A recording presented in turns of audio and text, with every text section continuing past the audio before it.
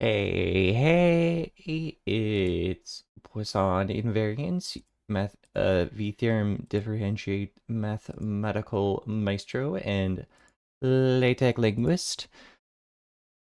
How is everybody doing today? Um, it's morning. Hey King, hey Warpy, hey Calcium, hey Tyler. Currently, okay, he's actually messaging me right now. I think, hey Jay, I think that Mew fell asleep because it says he's been playing Spelunky 2 for 9 hours and he just got online on his phone. Just got out of a meeting. Oh, nice. Or it was like a teacher's meeting. So I figure what we'll do, I have a feeling he's going to, thank you for that hydrate. You start every time. I'll do the big stretch in a second. Because I want to finish this. So I have a feeling that, oh, you guys have a union. That's good. I have a feeling that he's going to tell me that he overslept like crazy, and that he is going to ask. Here, let's. Oh, okay, he's sick. Nice.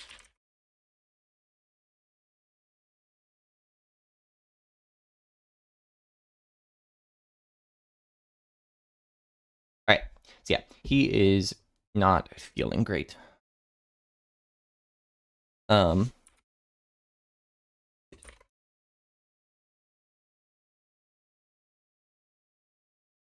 That's fine. All right. Yeah. The variables will feel better. All right. But yes, how the turns have tabled. In that case, I let him know that you guys hope he gets better soon. Let's play whatever this is. I was just clicking on stuff while I was sitting in the lobby. Let me go ahead and change the thing. I don't know what these test chambers are. I'm guessing they're just kind of like community-made puzzles. You'll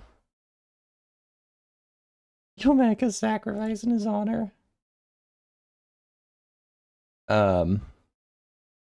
Let me go ahead and change. Let me play some music in the background. Well, there's no music. Why is there no music?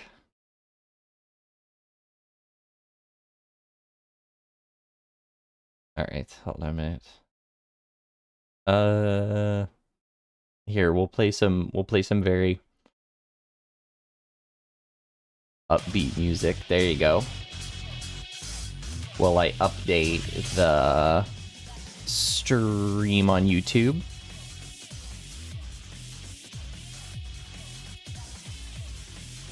Tell him we appreciate him. He's a great guy, funny, smart, and don't be sick. Tell him both to get better and do better.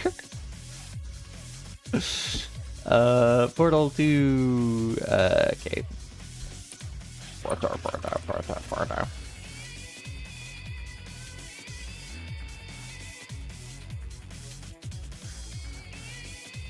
I just realized I don't have a thumbnail for this. Oh, you guys are gonna get there. I'm gonna use a thumbnail from Portal to I don't know, it's Portal.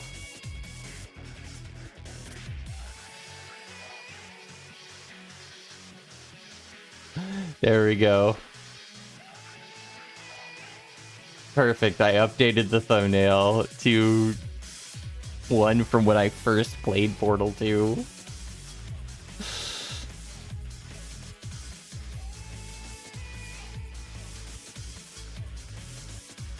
I need to change that. I need to get rid of that donation thing.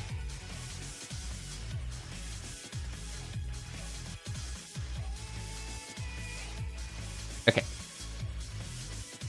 So I'm not even in the actual picture for it, but I can live with that. All right. Let's go ahead and do whatever these are. Quick play. We're gonna play the most popular ones. And I assume it's just gonna randomly select them.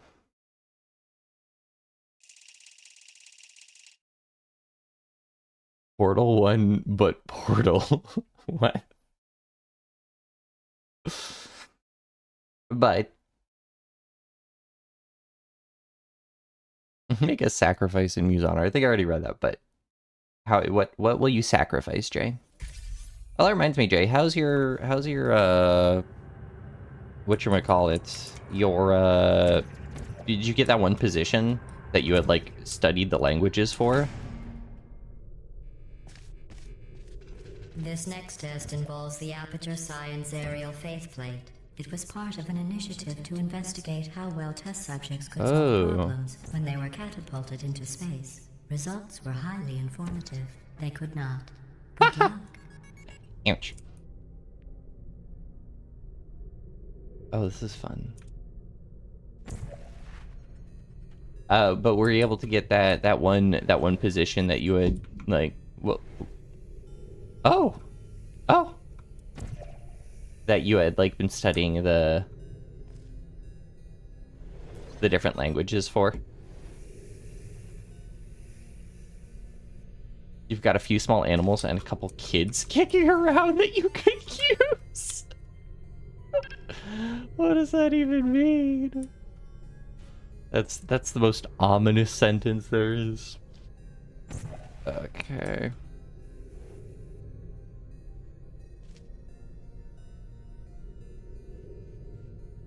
Oh. I feel like that's not far enough. Maybe if I... Huh. Oh wait, hold on. What's that do? Is that a launch pad? Are there launch pads in this game? I don't remember. Oh.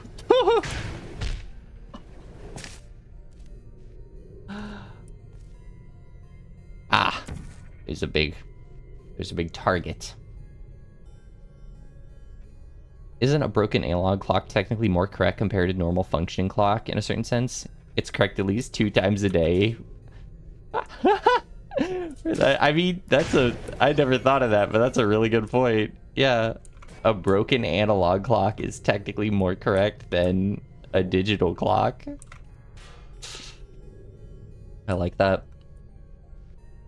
I'm stealing that.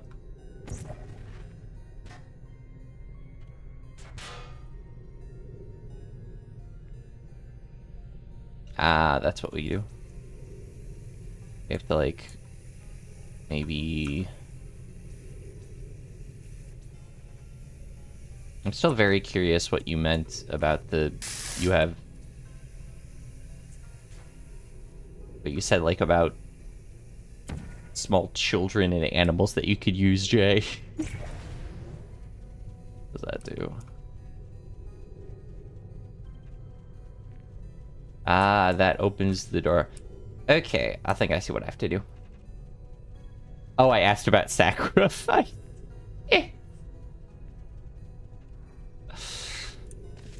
I suppose.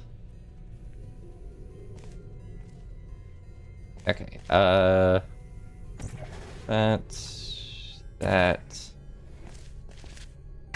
Boom. Through there, and then I just have to fire one there.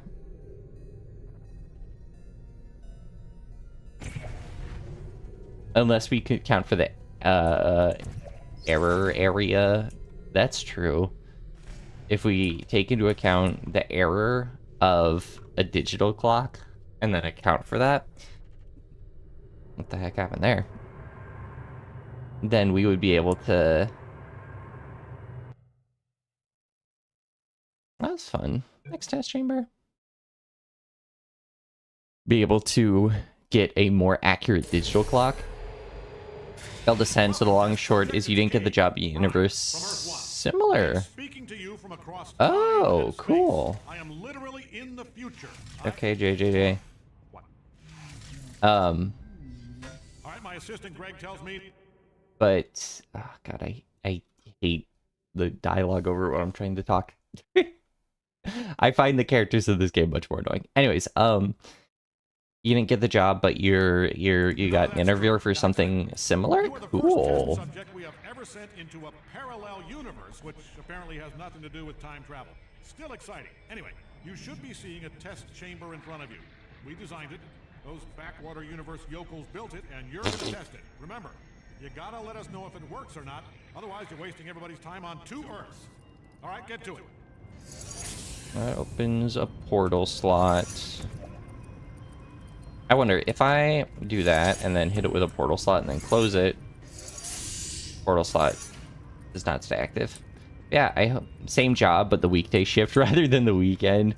Oh, I mean, honestly, that's probably better in terms of monies. I'd prefer the weekday shift over the weekend shift for sure.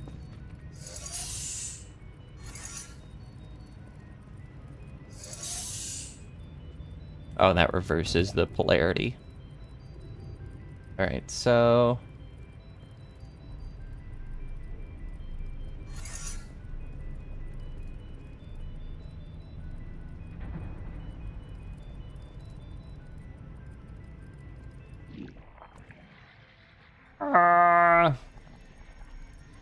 You have a backup in the works too?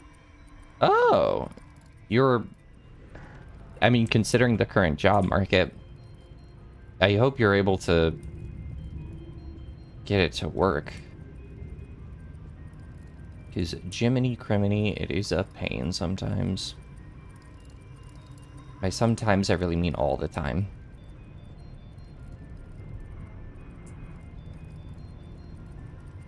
I don't see a way to get up anywhere, really, first.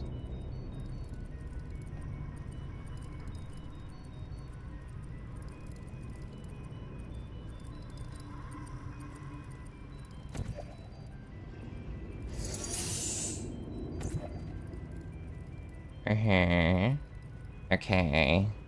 Oh, okay, so that's gonna be to connect to there. The whole reason I'm going back to college is because I spent enough time. Well, first off, I love my education. I want to do more, and the place I really want to work requires me to have a master's degree. But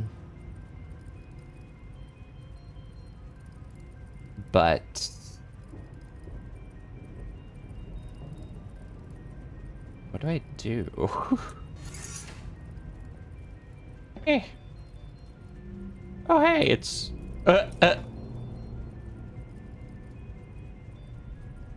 a master's degree, but also because it's very difficult to find employment. The main position you have a referral from your dad is a senior engineer, and the other company's reputation for hiring friends and families.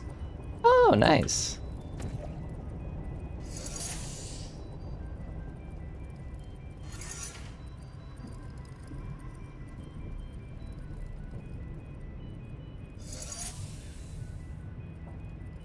That just reverses the whole of that one. You get fast math, you won't be making enough to leave your pizza job. Aw. Ah, good. I'm sorry to hear that. Especially when it's like... some of those positions are just like painfully boring. The next chamber. Cube dropper surprise. You're going to college because trade school was too easy? Hey, totally valid.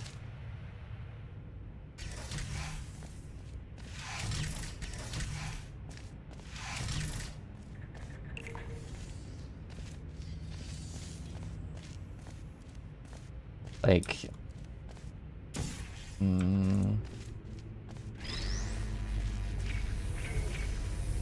Don't get me wrong, you love teaching, it's what you just want to leave pizza soon. That really, you don't have a passion for the pizza? That's not what you have a passion for? I would figure that's what the passion would be for. The love would be for the pizza making. The love wouldn't be for the teaching.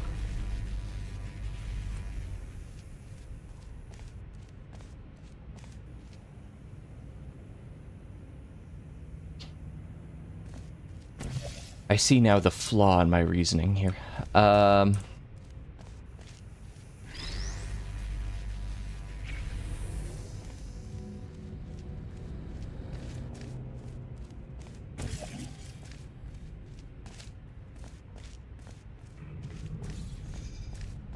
That's just closed.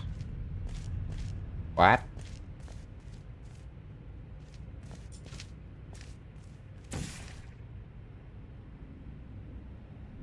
What?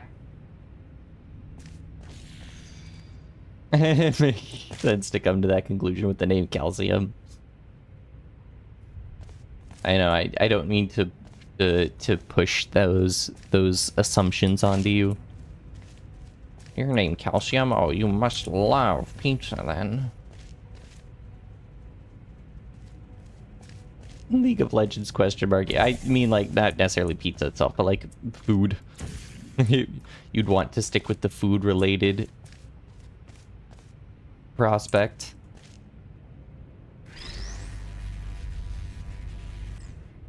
League of Legends question. I actually asked someone the other day. I was like, because I could not remember. I was like, does League of Legends have a question mark emote? Is that a thing? Because I couldn't remember if they did or not. And they do. They do have a question mark emote.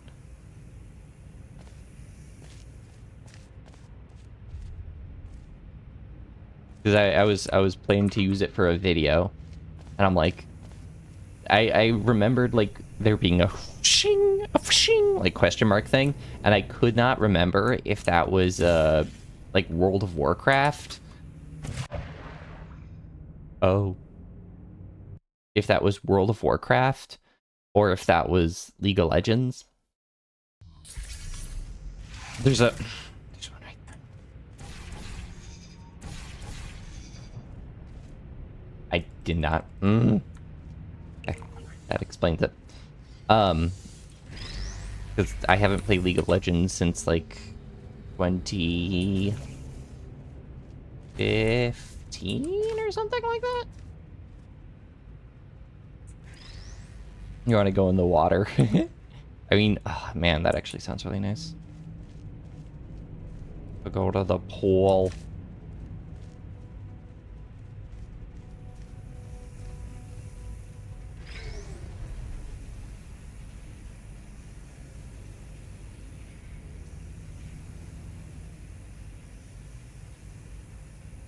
God, I haven't been to the pool in forever.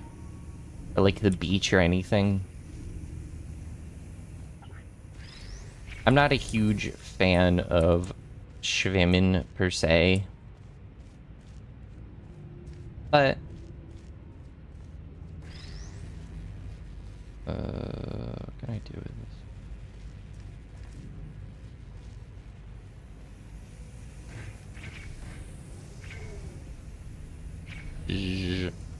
I'm missing something clearly.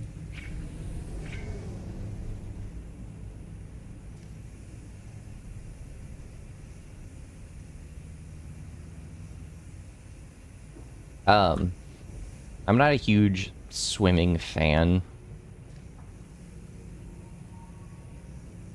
Oh wait. That's how I'm supposed to do it.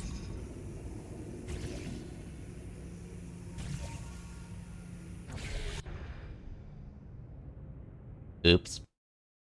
I don't know if that's actually how I'm supposed to do it. Huge swimming fan? Is that called a propeller? Now you're getting it. Now you're thinking with puns. Now you're thinking with portals. I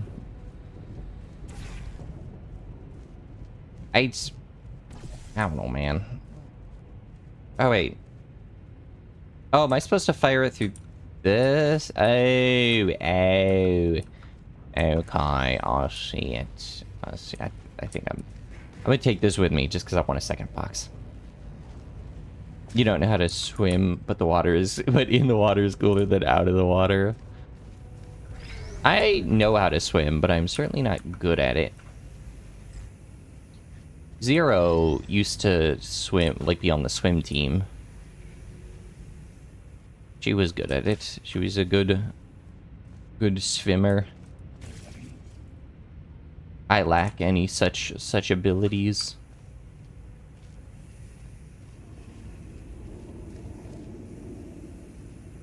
Well, wow, that was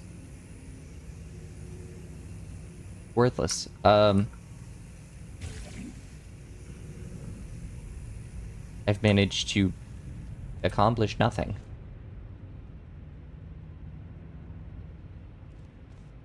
Like I can do the bare minimum swimming of you know, move from one end to the other. You can keep yourself afloat. There you go. There's the bare minimum. Worth being proud of that ability.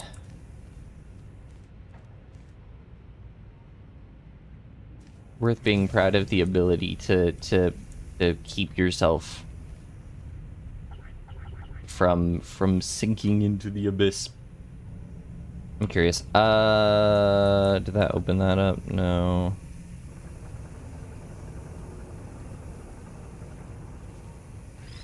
I'm so glad laser collision's off. So, like, I don't get the... How do I do this?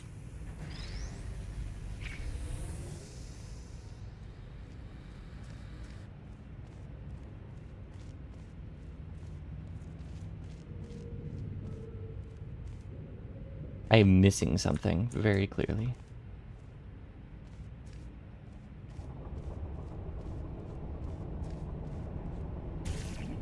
But, like, that doesn't... Got out of school. You have to eat when you get home. Good. Stay well fed. Eat. Consume all the food that you can. Hoard it so that the other children don't get it. It's like, great, that's cool and all, but that doesn't exactly help me.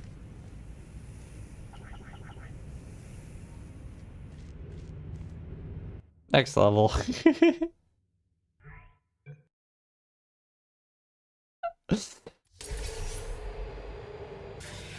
here. Just so you know, this isn't two-way. God. You're saying, so don't waste any oxygen trying to talk. What? My assistant Greg says some of these alternate Earths may not have oxygen. The air might be nitrogen or methane or, hell, everybody's head might be inside out. So just take Inside Out, my favorite Disney movie. Inside Out, remember, it's only inside out from their perspective. And you're fine, head-wise. Trouble-wise, you're in a lot of it, and you should probably run. All right, enough hypotheticals. Let's test this test. I've never actually seen Inside Out. I don't know really any Disney movies. You know what? Or any movies at all. I've never actually seen a single movie. But I have seen double movies. Yeah, that's why, because I don't know movies. Because I don't know Disney movies. I'm sorry for offending as such.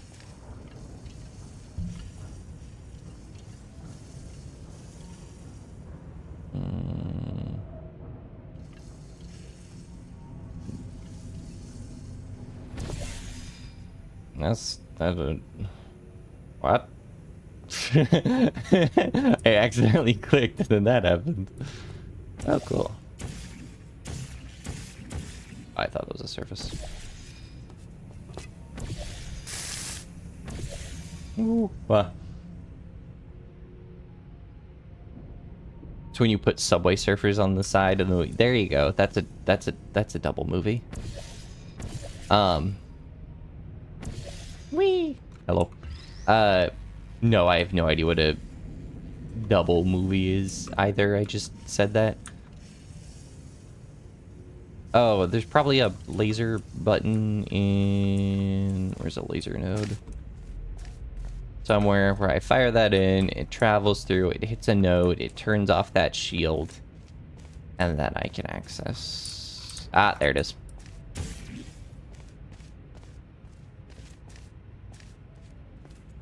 What in the god dang? Oh, that's... okay.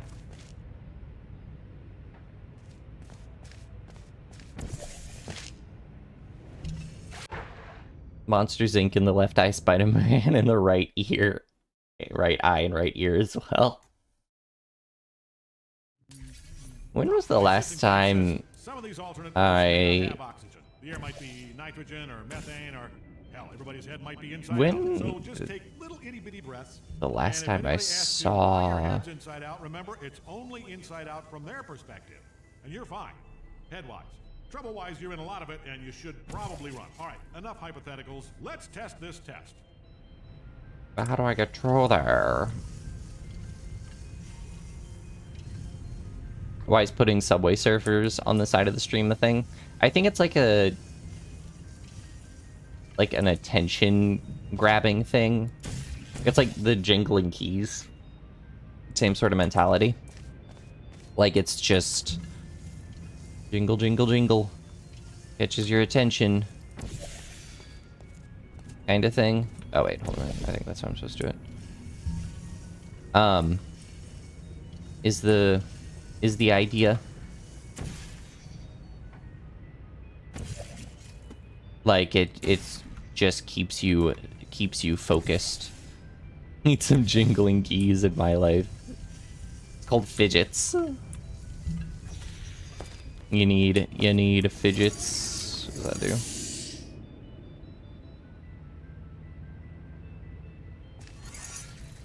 I have no idea what that did.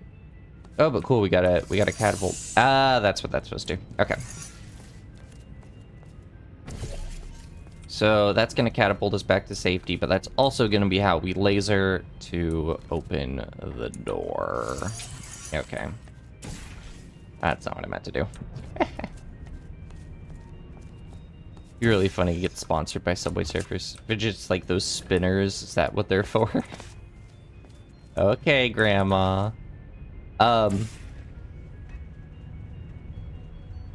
Then I think that lower what is that even? Oh. Let's just go to there. Which then let's just take the cube, okay.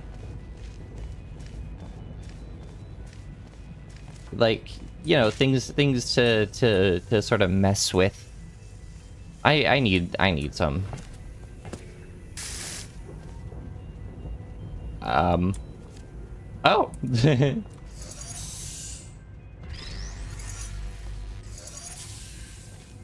Alright, so then I drop blue there again.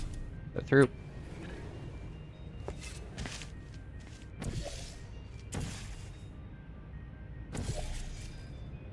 There we go. Just like toys to keep your attention, basically. But the brain toys. I have...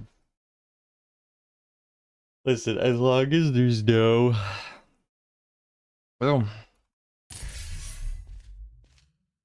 As long as there's no, like, audio, I think I'll be fine.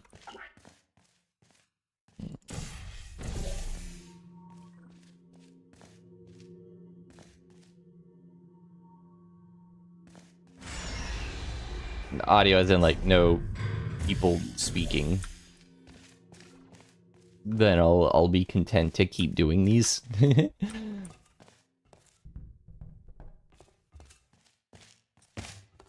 But you know, when you're a streamer, you gotta keep the conversation going.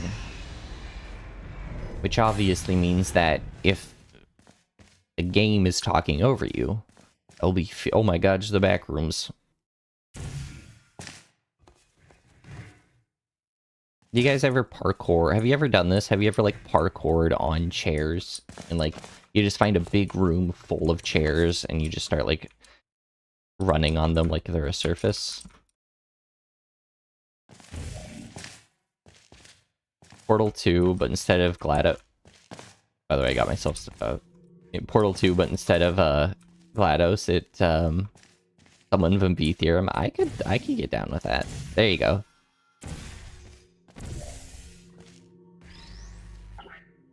I'm taking this. Involve you running. Such a scary concept.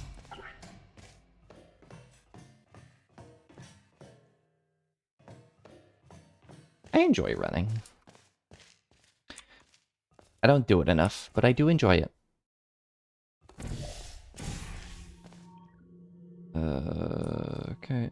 At the time of this recording, federal disclosure policies require us to inform you that this next test is probably lethal and to redirect you to a safer test environment.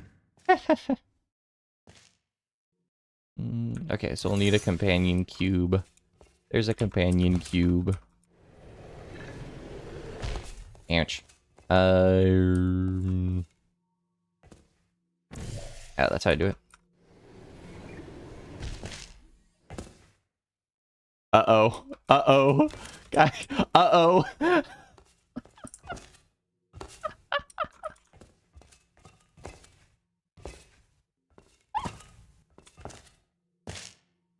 Oh no.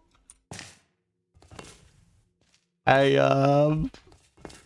guess I gotta restart the level.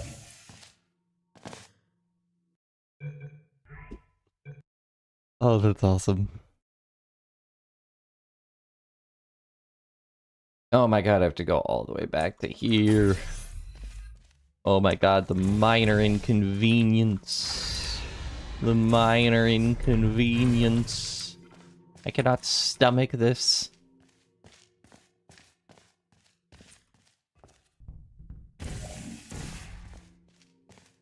It's a really funny idea to cover your entire office in portable surfaces when you have portal gun technology. Like, does no one see the potential danger of that? Am I the only one who's like, it's probably not a great idea to do that? At the time of this recording, federal disclosure policies require us to inform you that this next test is probably lethal and to redirect you to a safer test environment. You're kind of pained by the explanation of the subway surface thing. What do you mean? Like, the fact that it's just to like hold attention.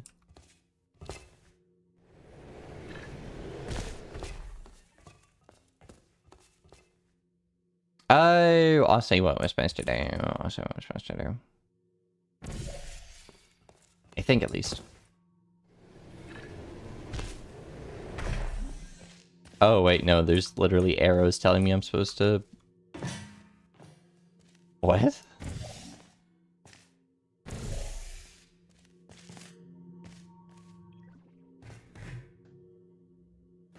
Oh, guys. Too many variables.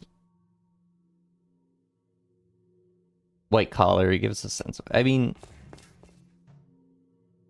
There's too many variables. You heard it here first, folks. I could soft lock myself right here, I think. Oh no, there's a portal out. Okay. I can hit it. Alright. Which one am I supposed to, what, fire myself up there? My thought was I was supposed to land on here, then jump. So, like...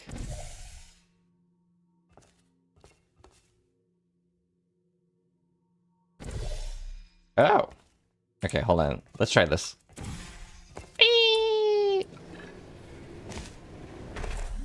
Oh, it fired me at an angle. I don't want that.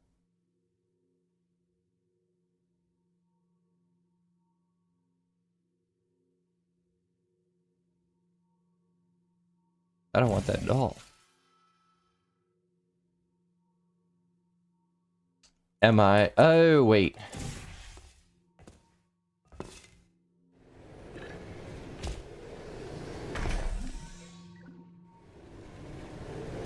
Wait, do you think I can make it? Whew. Hey, okay, and then if we attach one right there, jump from even higher. Great work. I Because this don't know if message that is was pre-recorded, intended. Any observations related to your performance are speculation on our part. Please disregard any undeserved compliments. There had to be a direct monetary incentive.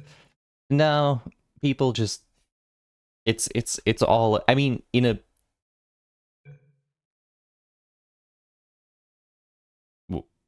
what?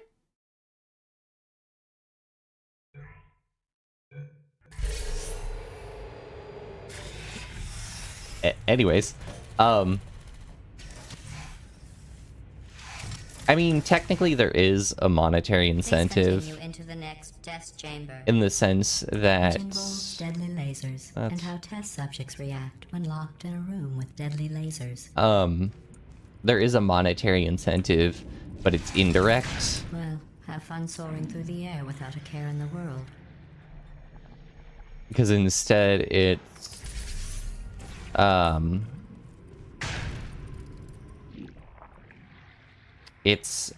you know, trying to hold viewer retention, which is its own sense of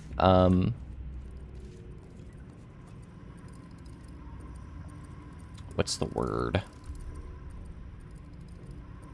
Its own sense of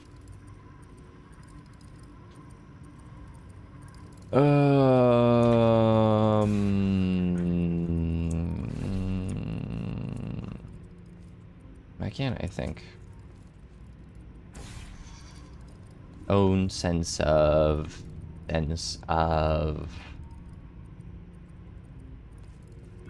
like potential monetization.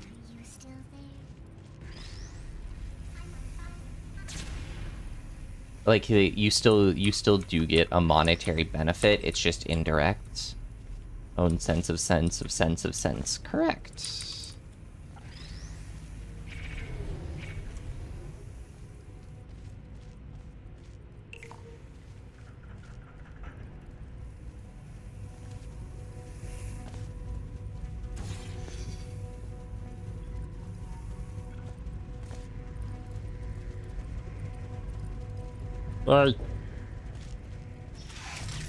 Congratulations. That's its Your own ability to complete this test bundle. proves the humans wrong. They described it as impossible, deadly, cruel, and one test subject even had the... Oh, did it put me back into the actual game at some point?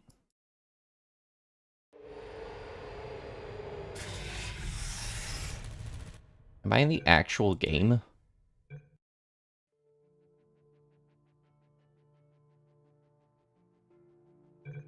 I have no idea what happened there. I think it kicked me out of the, like...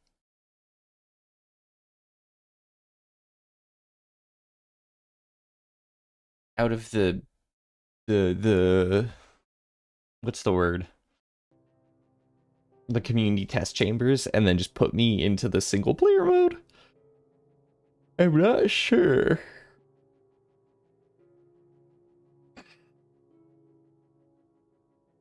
Well...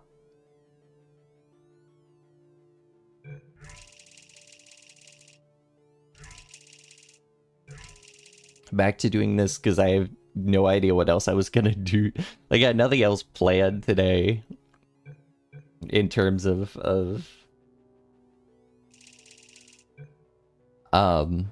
content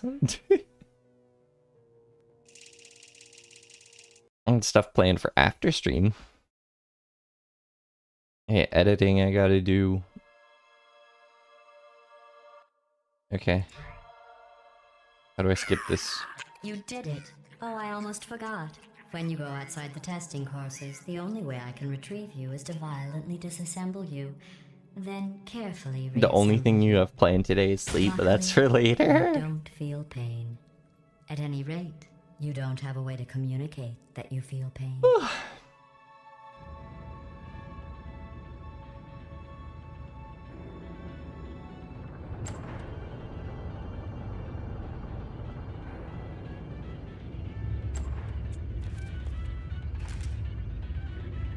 I was like very well made. Hello, and again, welcome to the Aperture Science Computer-Aided Enrichment I don't Center. want Command lore, I standing want by in puzzles. 3, 2, 1. I want puzzles. The dual Thank portal you. device should be around here somewhere. Once you find it, we can start testing. There be just like puzzles. It's like Portal 1, but done in Portal 2. That's what I think it's supposed to be. Hold on. There. Please test your device. Thank by you. entering to that ledge. Non-defective turret testing active. Oh good, that's back online. I'll start getting everything else working while you perform this first simple test. Except I'm a stick figure.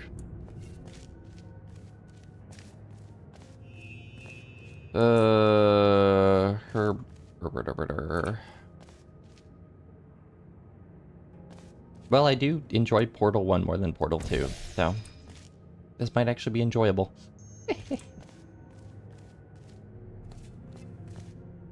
Oh, God. You can tell.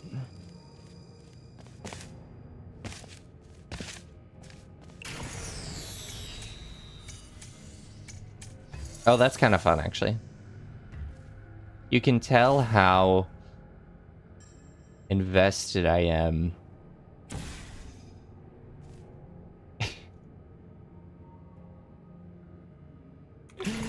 in a game if I'm actively yawning a bunch while I'm playing it. I'm like, oh yeah, this game's great. Yeah, it's so much fun.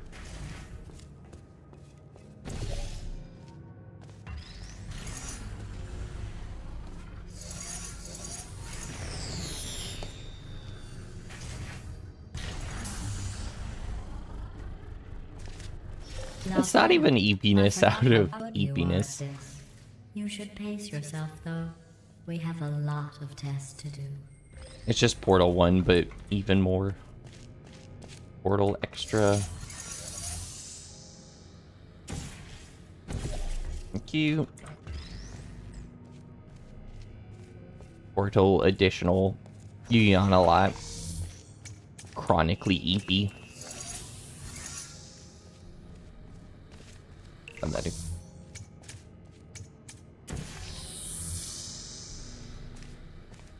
Me and the boys when we chronically eepy. So I need to take this in blue.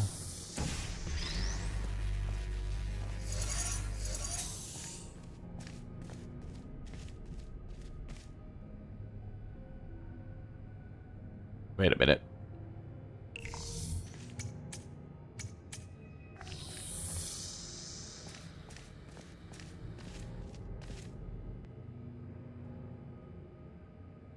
Chronically eepy blue collar calcium.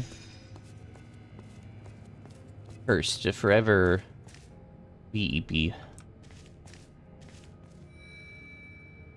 Alright, back in the other room there was a... That's what it was.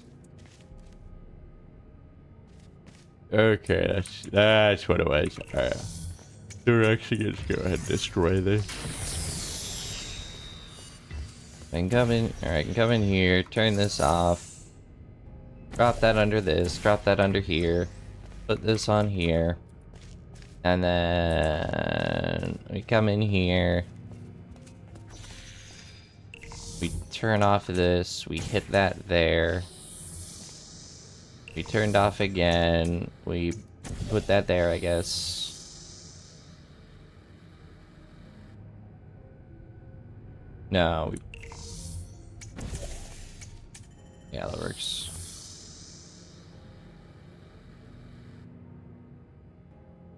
That's fine as long as I can get between the two rooms. Okay. There you go.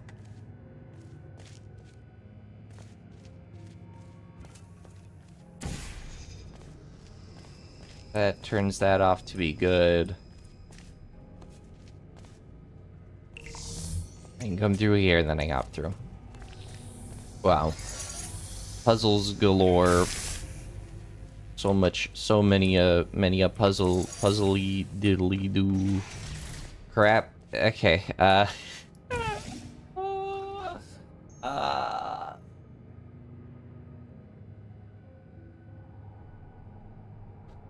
you guys want to do math? Would you guys? You guys want to do math instead?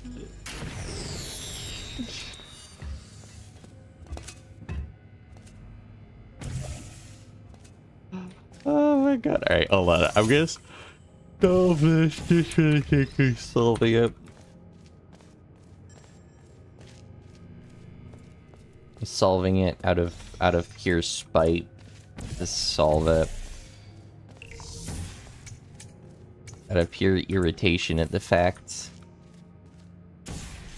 that I have to solve it. To make a good clip.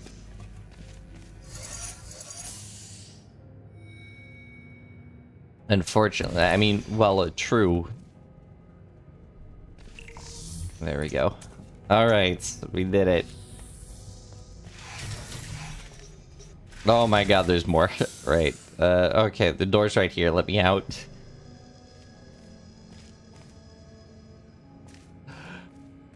It is good to... Oh, I never redeemed the big stretch. Hold on a bit. Let me go do that. Someone redeemed an Uber stretch a while ago. You're right at the start.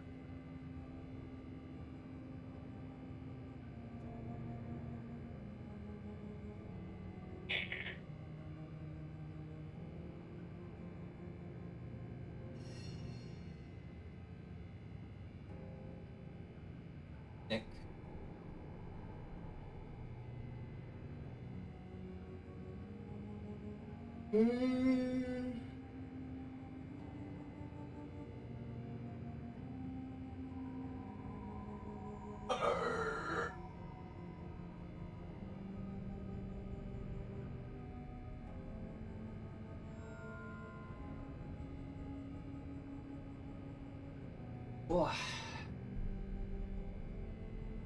Okay.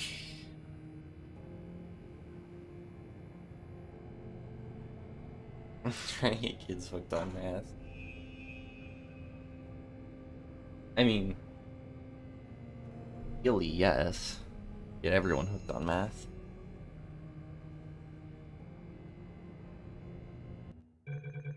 Get math to be crazy popular. Would be the dream. Let me hop over to this. Oh, again, how do you do, fellow kids? How do you do, fellow mathematicians? Why am I getting recommended my own stream?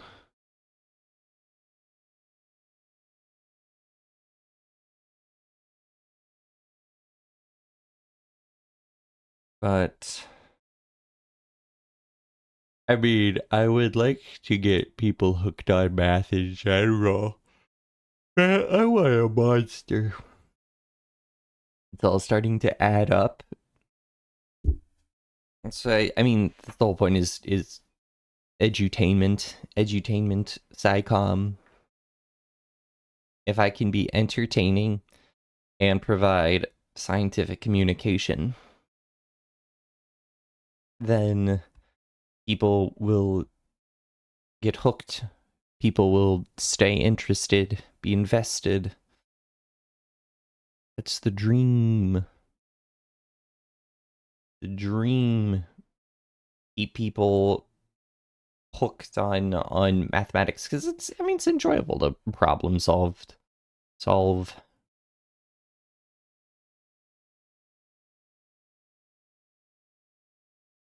I say that, yet I just stopped playing Portal, so I have no idea what I'm talking about.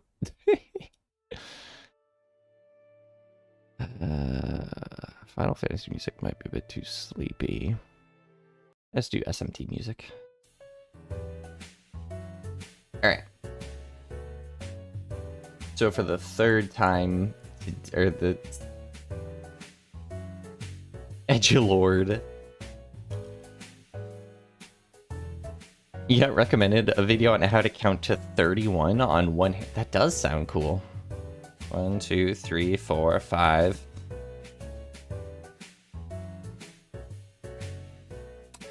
So I've run into an issue. I got to 5 and now I don't know.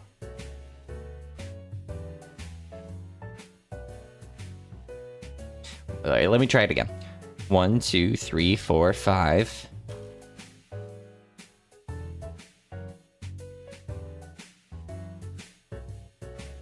This is tough.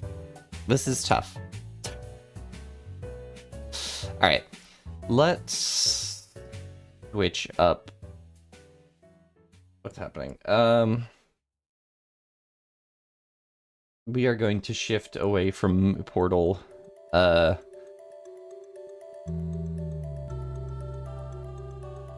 just call it doing, God.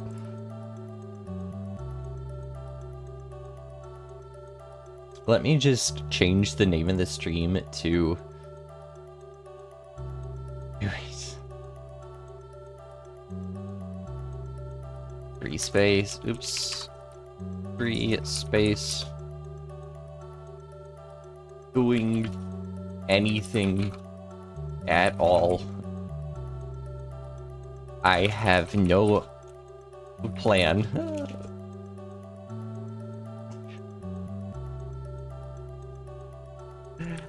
I'm just here to kill time. And we're gonna change. I need to find a good thumbnail that I've made. Would it go in general or numbers go burr? Numbers go burr.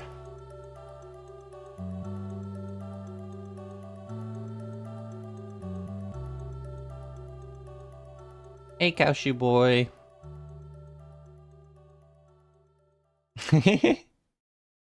Aperture science.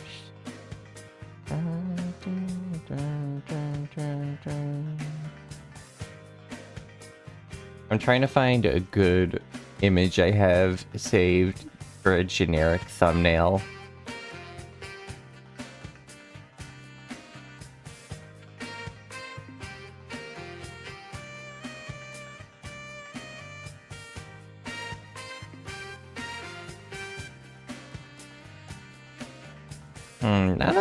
None of this is... You guys are just having a back and forth on it. I love that.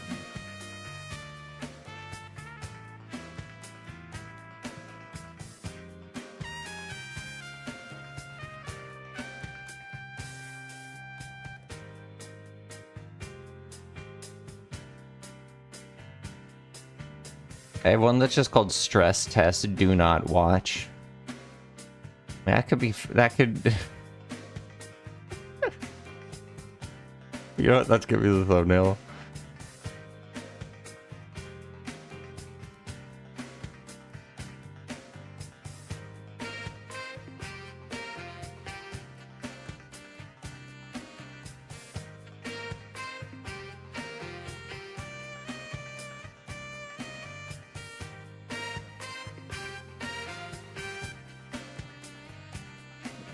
That's true. You're primarily potassium, not calcium. Is it milk? Is milk the calcium one? I think milk is the calcium one.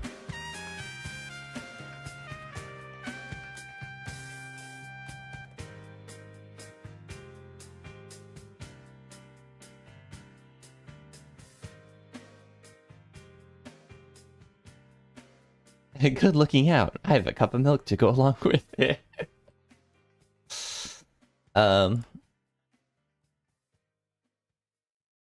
Welcome back, Ava.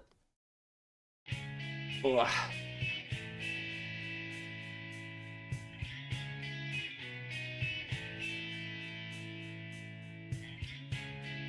I guess right now, I was gonna change it to just chatting. I don't know. I have no plan for what I'm doing right now. But I'm gonna watch stream while doing AP World History work. Okay. I like this. I support this. I support being homework background noise. Let me boot up my iPad so I can screen share. iPad, oh, iOS update not installed. I don't care.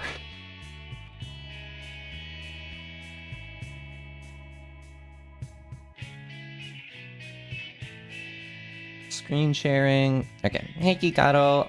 Bomba. Alright. Game capture. Perfect.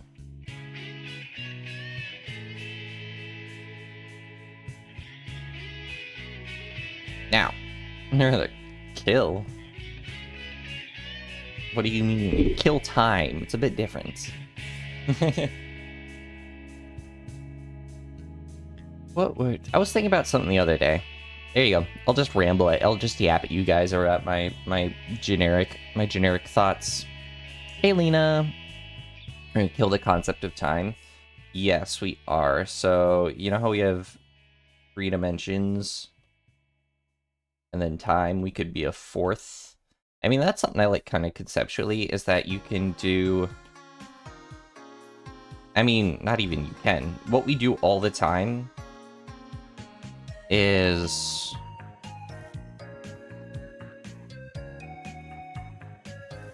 so if we have position, and then we have time, and then position.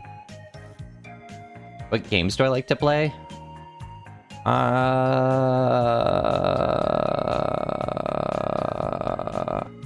I mean, my favorite game of all time is Bloodborne. The ice cream drink.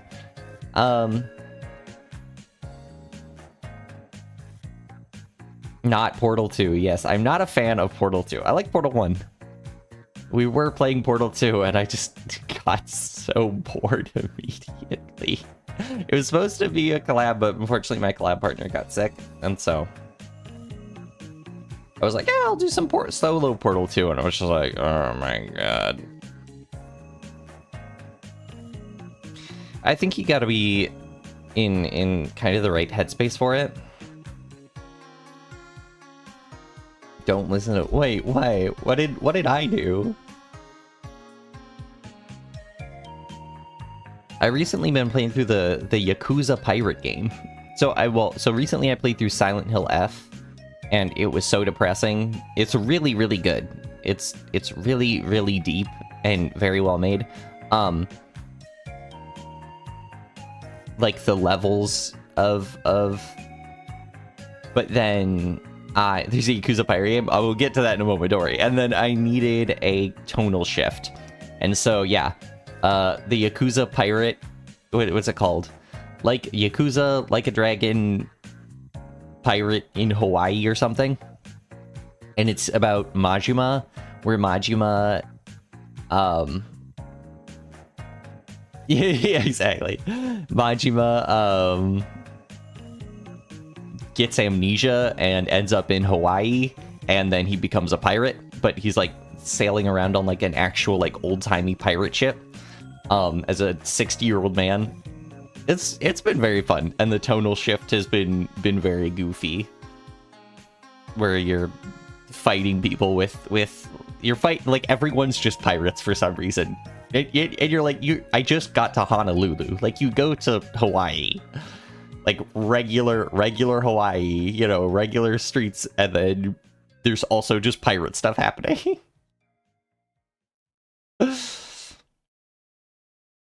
Yeah, I haven't played any pirate games. The closest was AC Odyssey. I never played Odyssey. If you want a really, really good really, really good pirate game, AC4. It's also an Assassin's Creed game, I suppose, but it's a really good pirate game. Yeah, Norridge played the original Yakuza 0, had a blast. Oh, same. That's the thing. It's really hard to play the pirate Yakuza game after playing Yakuza 0, because Yakuza 0's combat is so much better. It has a lot more impact. Sea of Thieves is great if you have people to play it with. Like, some games are, you know, designed to be cooperative. Oh, but what I was gonna say is that Sea of Thieves is probably amazing to play drunk. I mean, maybe. It has been a long time since I've gotten... The last time I like drank and became any amount of like inebriated was when... What wrestling pay-per-view was that? My brother and I were watching...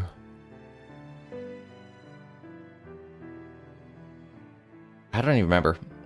It was before he had his current job, so that means that he still lived here. It's been like a year or something. I think it was actually, that's what it was. It was actually, it was almost a year. It was us watching All In, the one that was in Texas. So that was the last time I got like inebriated to any sense.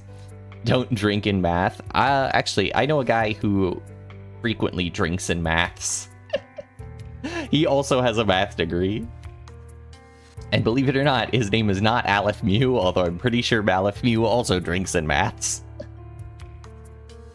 Oh, but something I wanted to just, I forget, funny thing that we think about,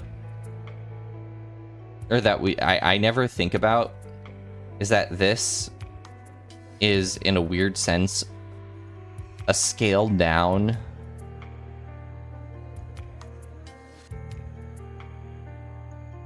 uh 4D system, like 4D graph, where the entirety of our three-dimensional position we put into 1D, or we put into one dimension, and then this whole thing is just our fourth dimension. It's just weird for me to think about it. I got your joke. I mean, it's so funny if a mathematician solves one of the impossible equations while drunk.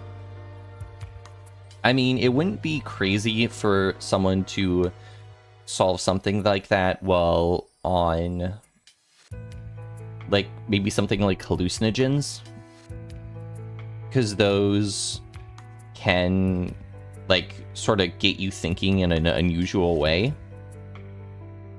So you could potentially visualize something in a different sense, where it's like, oh, if I'm looking at this plane, this is how I see a plane when I'm in a normal state of mind. This is how I see a plane when I'm under an influence, and then I can be like, oh, this relationship can be modeled as a wave when normally we think of it as linear, kind of thing. Like, we can scrunch it up and then model it mathematically, and you're not even thinking you're just assuming it has to be linear. But because, to put it in a friendly way, your vision is wobbly, you can see it in this other sense. A famous mathematician who was often drunk, he unfortunately died too soon. I imagine, I wonder why. I have a theory as to why. He probably didn't make it to the very end.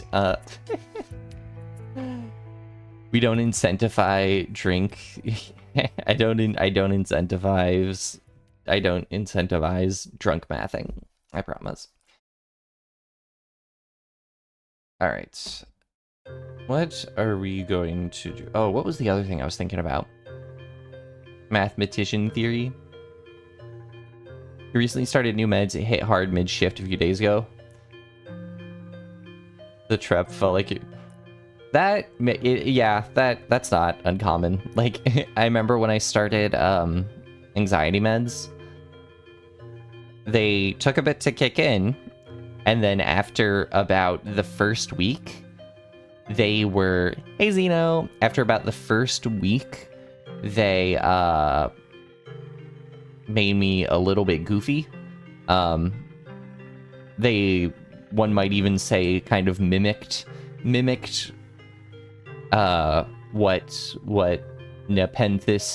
Nep's one of her favorite, hobbies is. One of her favorite recreational uses, it mimicked that. And it was very, very interesting. And I was like, well, this definitely decreased my anxiety. This definitely made me feel less depressed. Ooh! And then it eventually re-entered, it acclimated to my system and then quickly subdued. But it was just like for 2 or 3 days where I was just like, And I was giggling so much. And Zero, I remember I was hanging out with Zero. And she's like, "Are you okay?" And I was like, "Yeah." And I just started giggling nonstop. That's one way to put it. Just immediately forget I'm anxious. You're right. Forget you have anxiety and the anxiety goes away. Double dose the end of the week, not looking forward to that. Hey, no panic attacks. Yeah, take it. How am I feeling right now?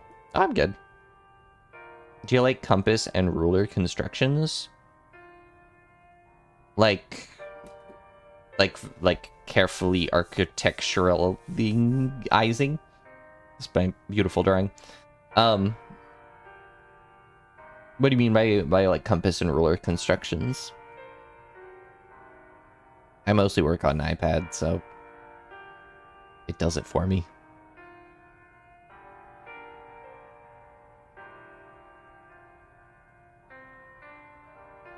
Yeah, and I hope the calcium. I hope you're surviving. Drawing a regular 17 agon with a compass and ruler. I've never really done that. That does sound. I think what's tough is that I have a really bad.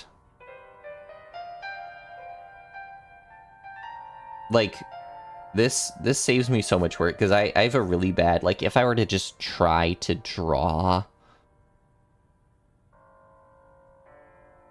like a pentagon, like it turns into that. I cannot draw it symmetrically.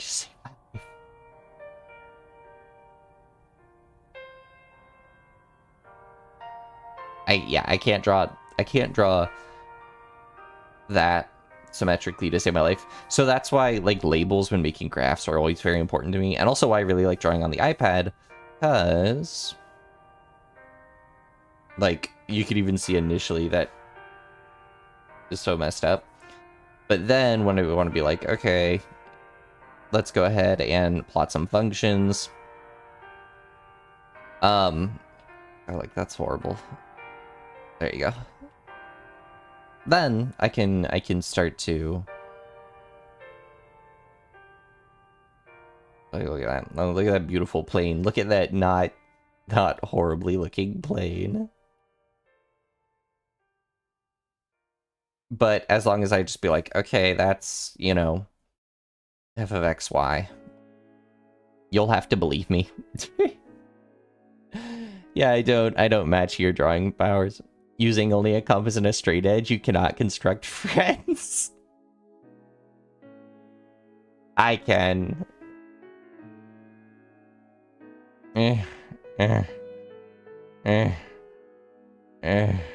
Look at it's Kikado. Akian.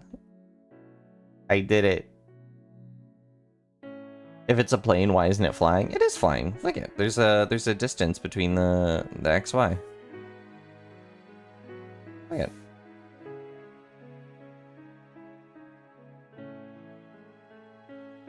And this is the XY plane, and it's below it. So therefore, this must be a plane because it is flying. Magic, math powers, all math powers are magic. If I scroll up. Oh my god.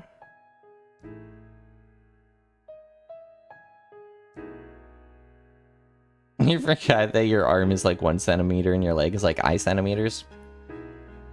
Okay, so if your arm is... That's what I meant to do. This is what I meant to do. So, yeah, I already know what you're going for right now, Kikado, and it's annoying me. But let's go ahead and draw Kikado here. Kikado has an extra long neck today. And a tiny little smile, and a detached head. So this is Kikado's arm. Kikado's arm is a length of 1. Kikado's leg is length of I. I don't understand. Do you... I think you meant like the torso, and then we can do like that.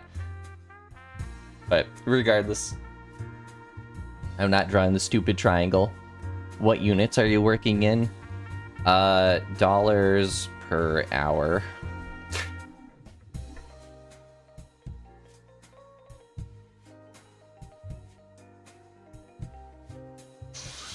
I'm so out of it.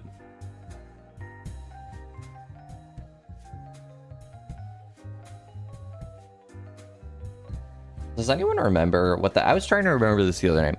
Does anyone remember you have $1 or 0? Well, yeah, it's actually dollars mod 2. Which we denote as that.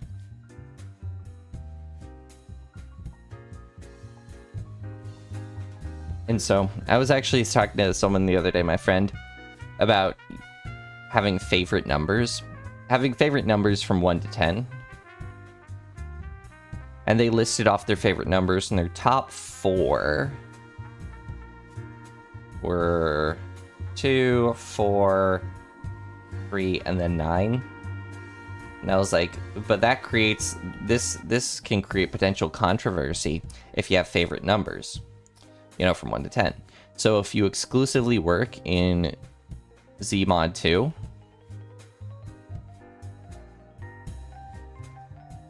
then you only have 0 and 1. And in number 5 is number 3. Well, that's I sent them that video exactly.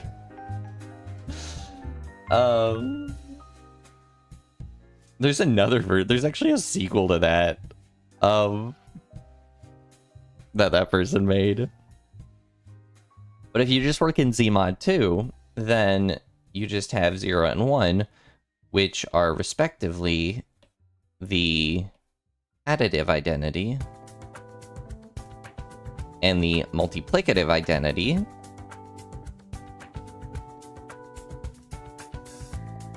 And since both of these are just identities,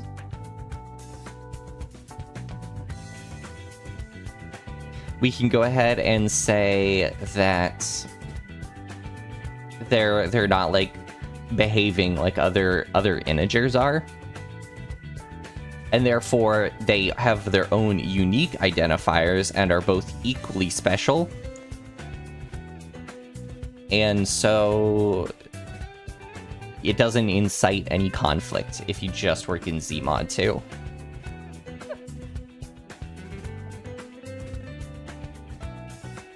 This is the same person I had a conversation about if you had a speedometer that worked entirely off of like relative position to rates. And so you have to like start calculating like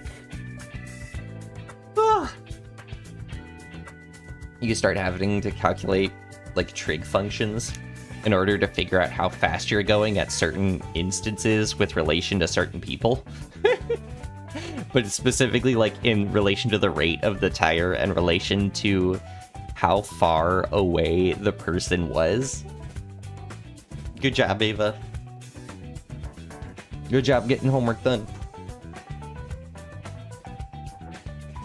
Alright. Do you guys want to watch the sequel to the numbers 1 through 10 video? Because they made another one. Alright, let's watch the original, top. I'll watch the original one too, because it's funny. Top 10 numbers from 1 to 10.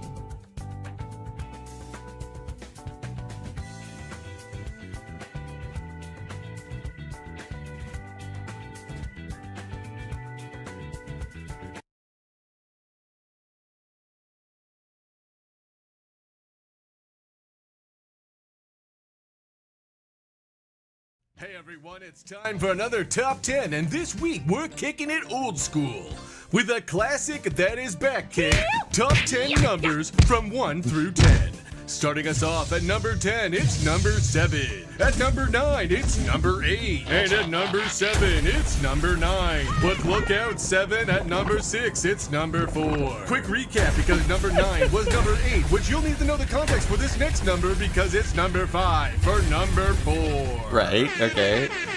And at number 4, it's number 2, but number 3 this week is also number 5. That's right, folks. There are 2 number 5s at number 6 and number 3. In your face, number 3, you didn't make the top 10. And at number 2, it's number 1. So close one, but there can only be one number 1. And that one number at number 1 is number 5. Fuck you, number 1 and 3. Your numbers are garbage.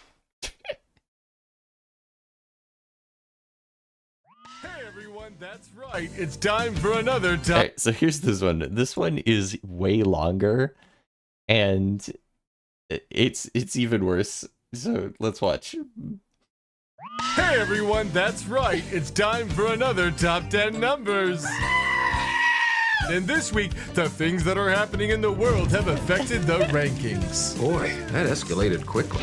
So let's dive in for another informative YouTube video to keep your brain educated and limber. It's time for top 10 numbers from 1 through 10. You're watching the internet. Hello? Oh, so coming in at number 10, it's number 2. Which is confusing because at number 8, it's in fact number 10, but I'm getting a bit ahead of myself because at number 9, it's still number 8, and at number 7, it's actually number 9.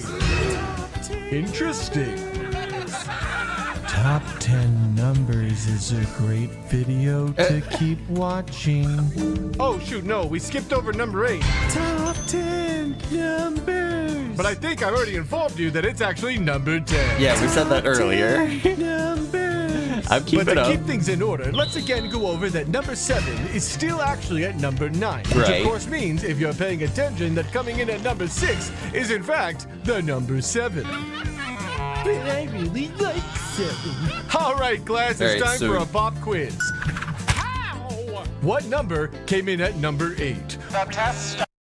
Number 8 was... No. Wait. What was number 8? Number 8 was 9. Yeah, number 8 was 9. I'm gonna write this down so I remember.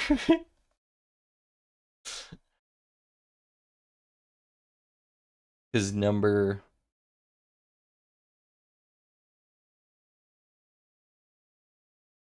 Because number 10 was 2, number 9 was 10, and number 8 was 9, I think. Oh no, you might be right. Maybe it was 10. Uh-oh.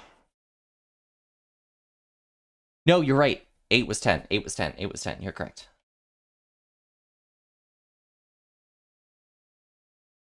Starts now. Was it number 7, number 8, or number 9?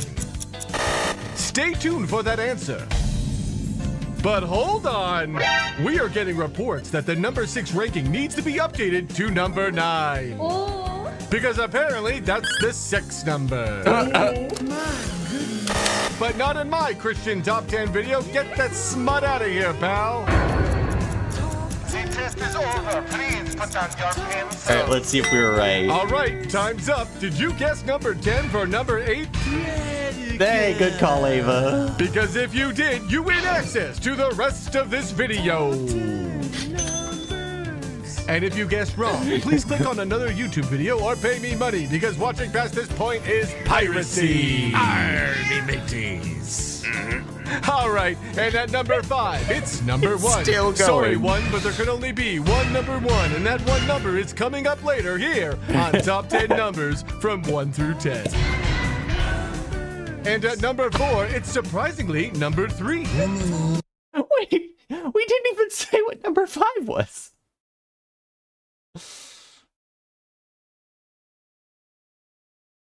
Alright, we gotta go back. We gotta see what number 5 was. Number 5, it's number 1. Sorry. Okay, no, number 5 is But number 1. there can only be one number 1, and that one number is coming up later here on Top 10 Numbers from 1 through 10. Okay. And at number 4, it's surprisingly number 3. Hey, 3 made it But this at time. number 3, it's also surprisingly number 4. This Okay. is my kind of fun. But unsurprisingly, at number 2, it's actually number 6. And if you've been paying attention to the math or just know the deep meta, you should know which number is coming in at number 1, because it's, of course, number 5. Fuck you, number 7, you basic. And now a word from this video's sponsors. Ah, shit, sponsors. Gotta click away, too slow. Hi, I'm Jimmy the Rat. Vote for me in your local election, because at least then you're voting for substance. I'm Jimmy the Rat, and I'm running for government. Government. Rats for governor.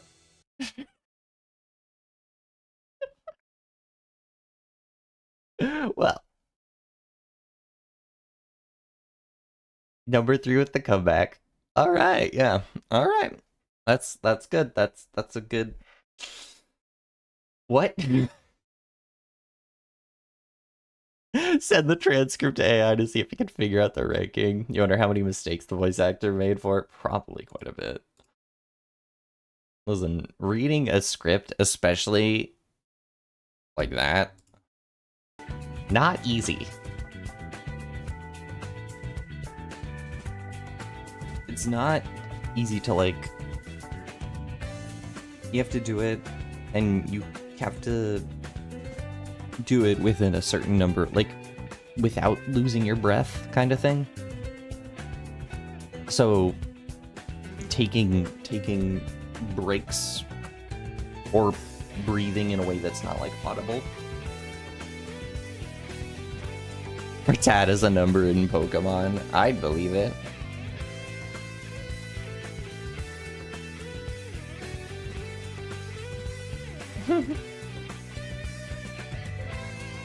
Alright. Ugh.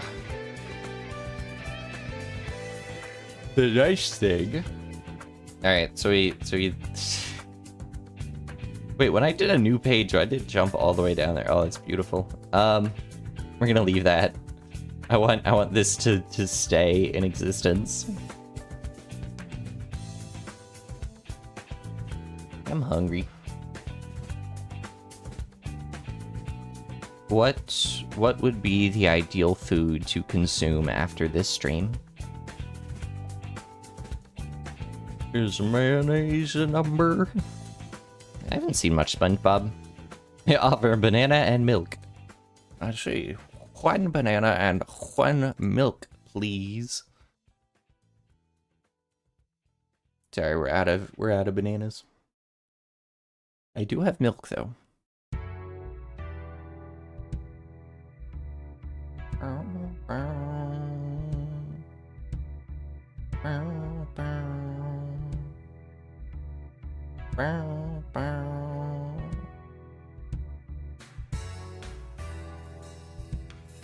Let's see, what could I maybe study? A quantity of one egg. I don't really like eggs. Like, in particular situations, sure, but a lot of the time it's like, meh.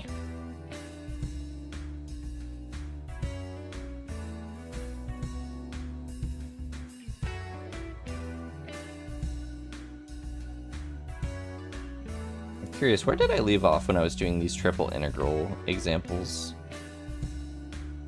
Because I haven't touched these in a while.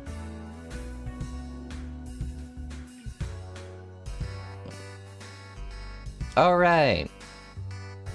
So I've been looking at triple integrals with cylindrical coordinates. This is a funny aspect to me. Like, the fact that the z-dimension just stays the z-dimension. Senpai is irreplaceable. Just woke up from streaming. Had a dream I was in school in detention and you're the teacher making us do math homework and I'm showing up in your dreams now? I feel so special. I feel so honored. Go over a few minutes and come back and you're doing math. I mean, shouldn't be a surprise. Let's see. Let's do an example problem. All right. You fell asleep with stream on. That makes it even better. I'm ending up in your dreams. You're hearing me in your dreams.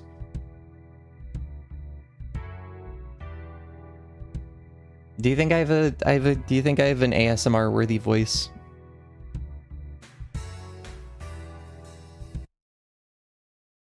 Here, let's set the stage.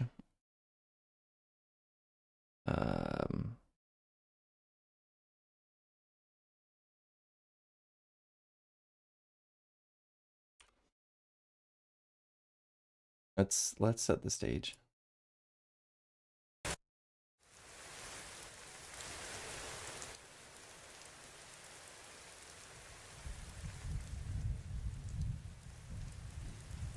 So today we're going to be. I gotta make sure I have the right amount of what's it called? Vocal fry. So today we're gonna be doing an example problem, and this first one will be using spherical coordinates, converting from rectangular coordinates to spherical coordinates to find the volume of a three-dimensional shape. Alright, let's start. So, if we are looking for the cone, or we're sitting above the cone, defined by the square root of x squared plus y squared,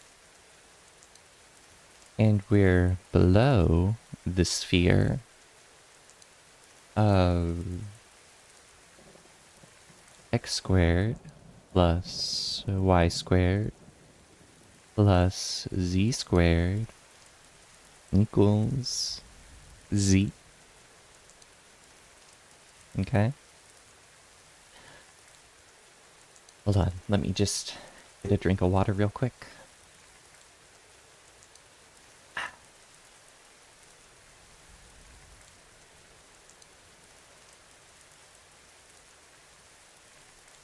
Very nice, very relaxing. Alright, so I'm gonna go ahead and we want to think about converting from, well, first, how do we want to tackle this?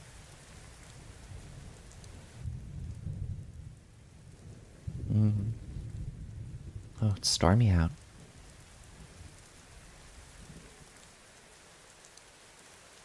I hope you're not scared of thunder. Scared of lightning. Alright, so let's see. We want to be integrating. No, seriously, how do I do this?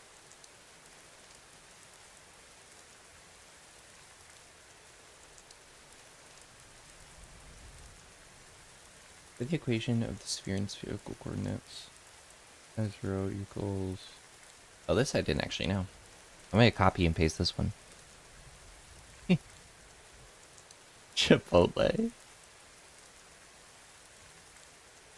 Here, I'll hold until they get back.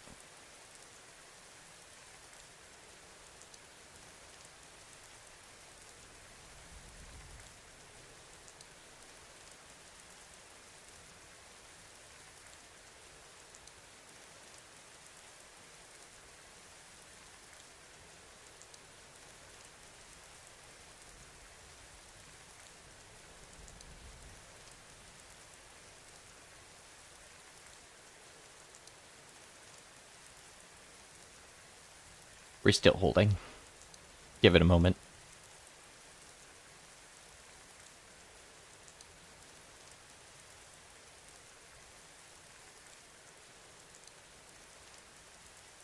Welcome back, Ava. Waiting for Tyler.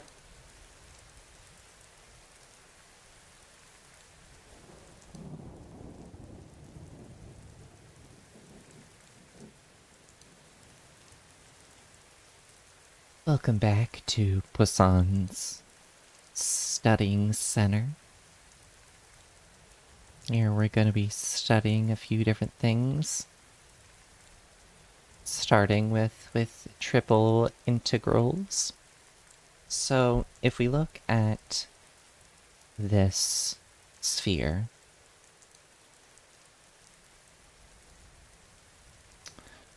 we can see that it has an origin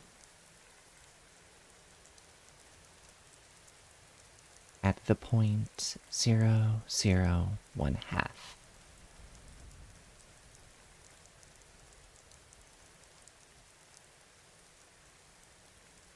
Okay, you got that? So, if we were to tackle this with spherical coordinates, using our three-dimensional bases, then we could say rho squared is equal to, I'm curious actually, how are they doing this? Plus rho of cosine theta, no, not theta, they do phi here. Because they want to do it from a different angle. Or, well, okay, well, so what do they do for that? What's the justification there? Hold on a minute.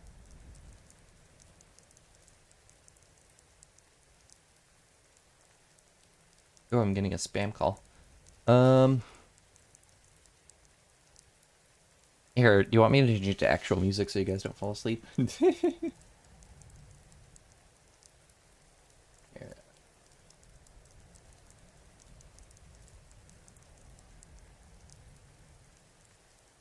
Let's see. Answer it on stream. Too late. They already hung up.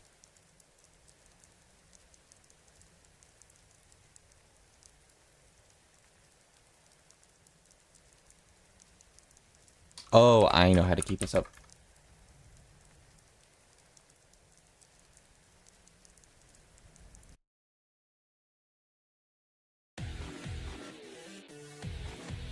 This is a playlist I have that's just called Yakuza 0, just the battle themes.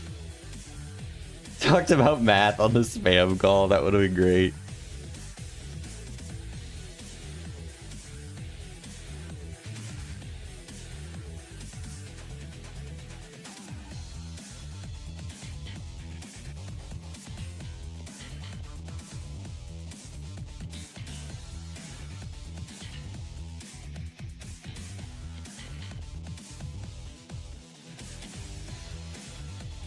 So an equation of a sphere in spherical coordinates, I didn't know this, or didn't remember this, of a sphere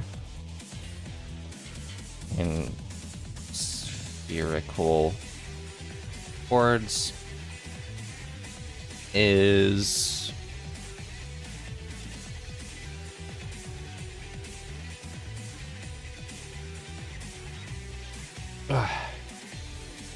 rho equals cosine phi.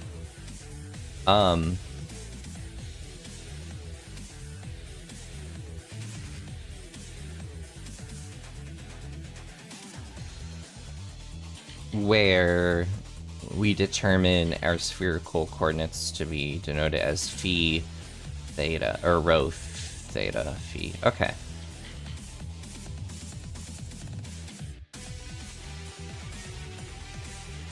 So then, what is rho supposed to... Okay, that's what it is.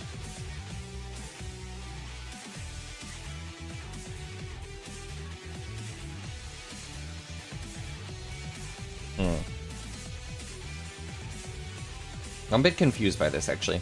I don't want to just take this at face value. This is a bad example.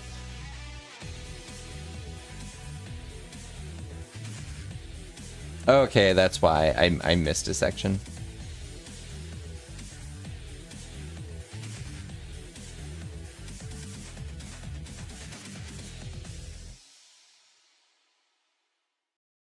That's why.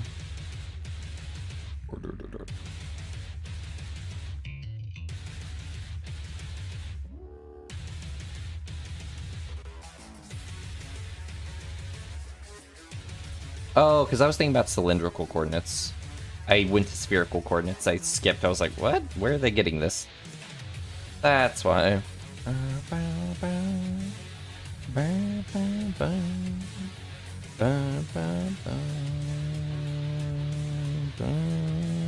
There we go. Cylindrical coordinates. That makes more sense. So, because with cylindrical coordinates, it makes sense that z stays as z, because when we have a cylinder,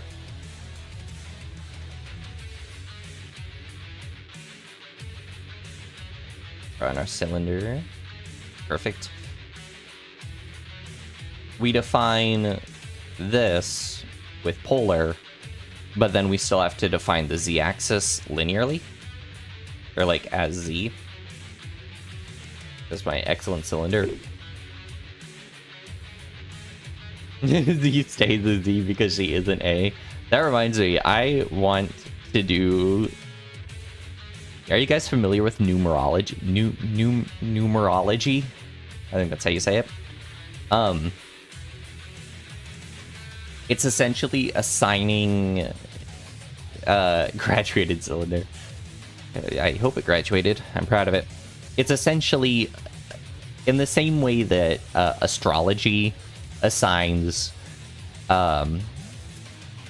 deeper meanings, we'll say, to stars and constellations and whatnot. Numerology does the same thing for numbers. It infers it's like a more spiritual interpretation of numbers. So I think it would be fun to if grab Z one day, and do an A and make my own version that's based around numerology.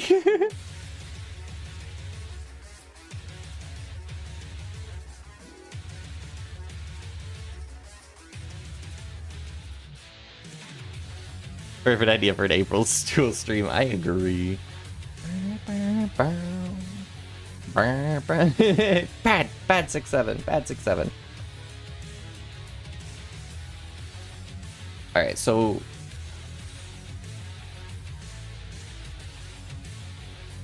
if that's the case, then say we want to, let's look at an example.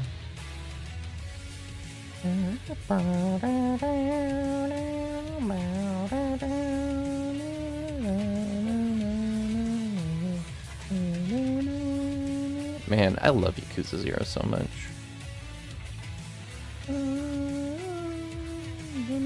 Okay, that's actually good. So how we would define the triple integral, a blarg of the... So from alpha to beta, that's all we'll do. H1 of theta, H2. And then we want to define this one as U of R cosine theta. Oh, that's supposed to be an R as well.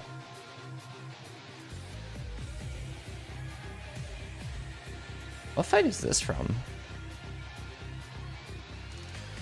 Oh, it's receive UTech range.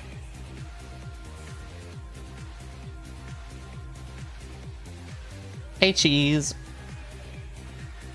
So then I believe you just tackle this by doing F of R.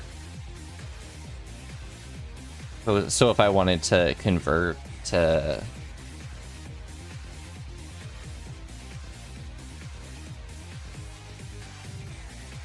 dr, or dz, dr, d theta. There we go.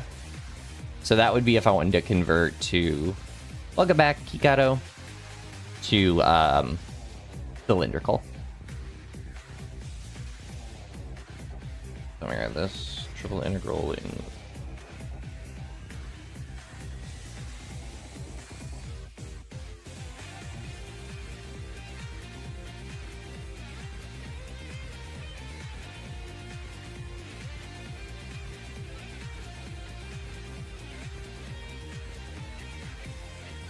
Roll.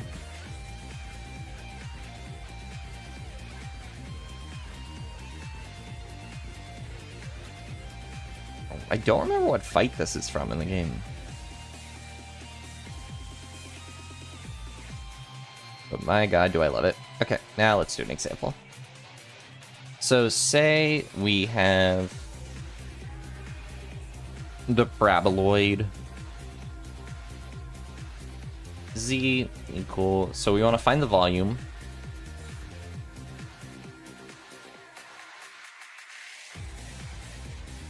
Under the paraboloid of z equals, what do they have? 4 minus x squared minus y squared. To the plane at 0. Okay. Then for that, we're gonna have to first we want to remember our relations.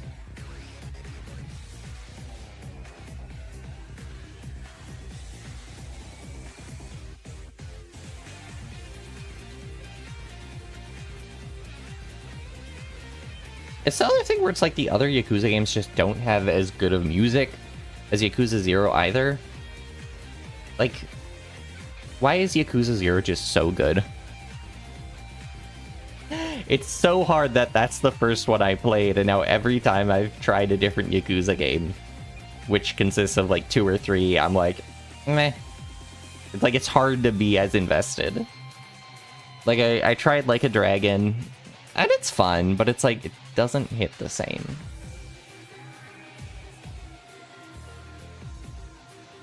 Something about Kiryu and Majima are just so good.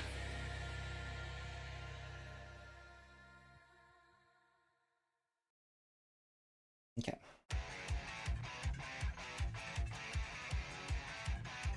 So, all right. If we want to find,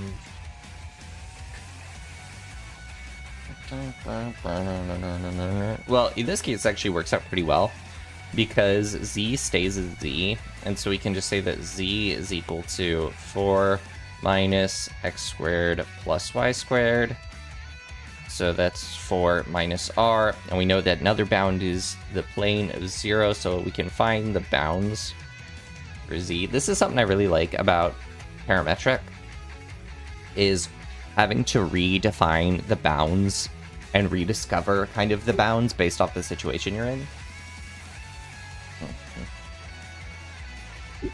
That was supposed to be r squared. So 4 minus r squared. Then we have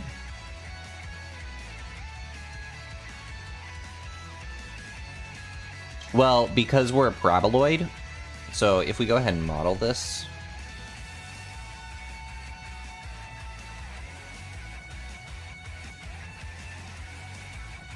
and this is something that's kind of cool about volumes, unless specified otherwise, there's a good chance that you're going to be hanging out in 0 to 2 pi for the bound, but let's specifically check our paraboloid.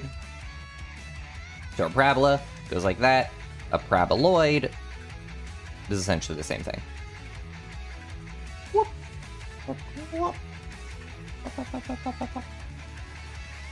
Ah. Go ahead, and basically it's like an upside down cup. So, and because it does one full rotation like that, we can assume then that theta is going to be in between I don't like that theta. There we go. 0, 2 pi.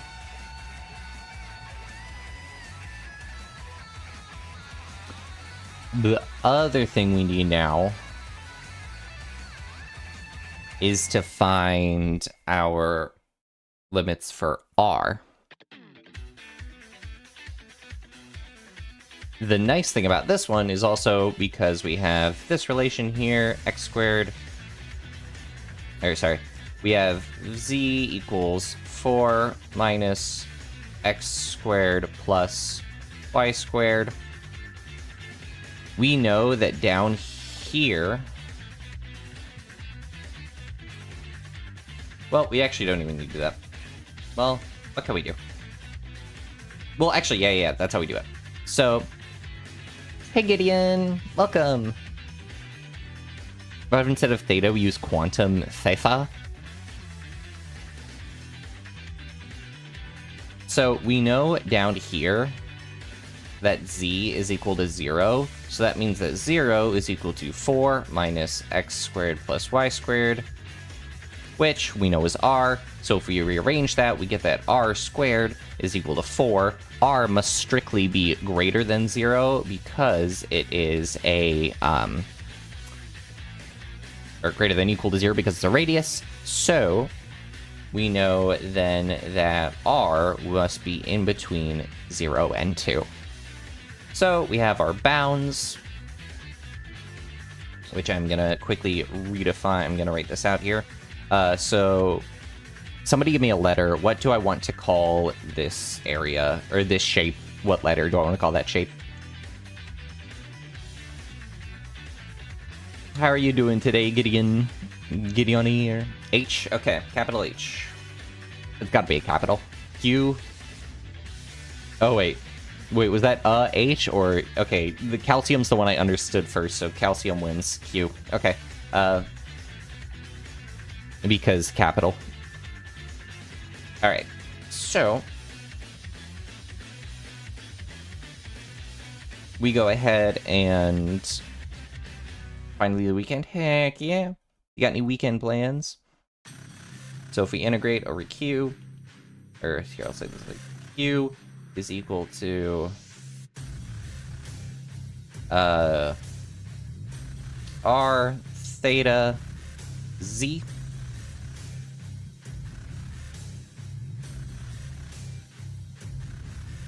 With the following bounds of R is from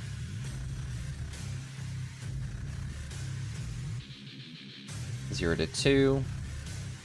Theta is from 0 to 2 pi.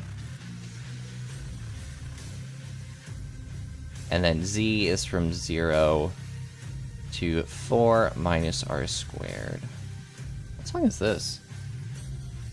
Misery comes on beat. I don't remember this one. Bye, Kikado. Have a good time. Alright.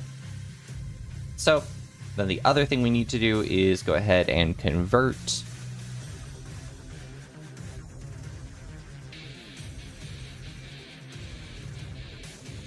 so when we convert from f of x, y, z, that's gonna turn into f of r cosine theta, r sine theta, z times r.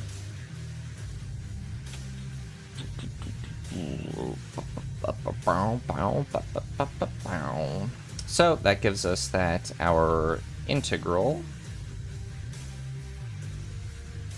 0 to 2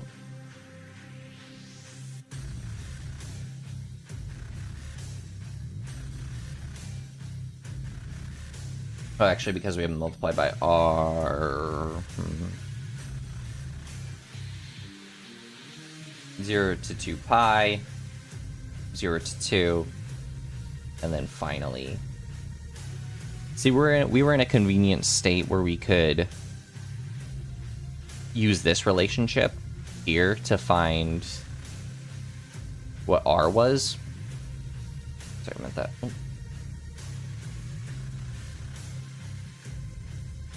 Sometimes that won't be the case, and we'll have r as a function of theta. And so if, yeah. So if that's the case, then we have to integrate with respect there, so that we end on theta, which is just going to be able to be evaluated at 0 and 2 pi. It's very definite answers because of the sine and cosine. We know that those will come out to specific values. They're not going to end up as variables. At least not likely. They might. Is this cylindrical coordinates? Yeah, it is. Alright, so what is our function here? So it's r times the r from right there. Our function was 4 minus x squared plus y squared. Or no, that was our... What was our actual function?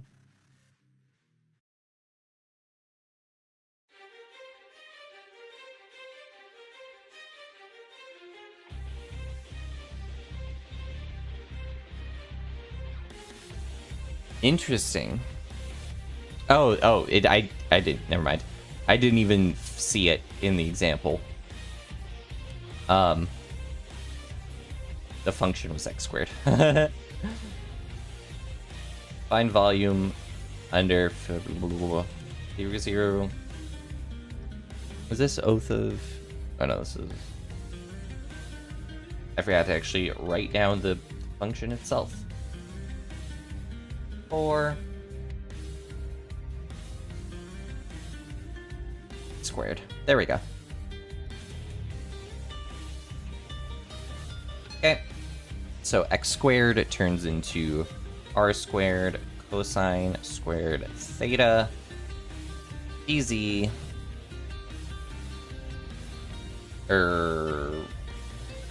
yes, dz dr d theta.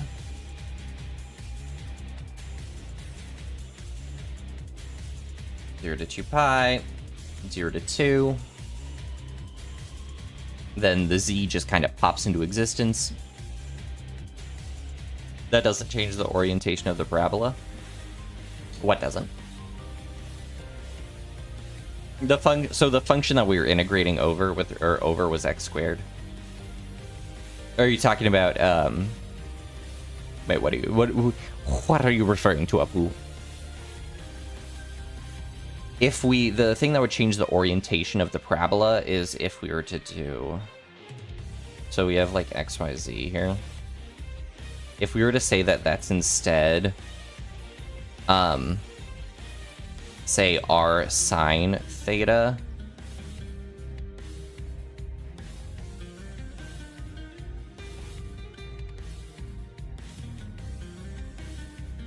oh, versus the drawing I did.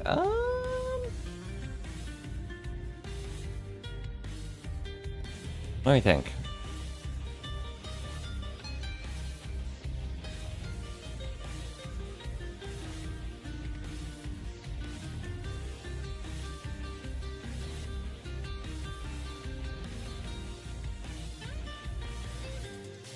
So evaluate the function where the solid that lies under the paraboloid, which we define there, and above the xy plane. So above z equals 0.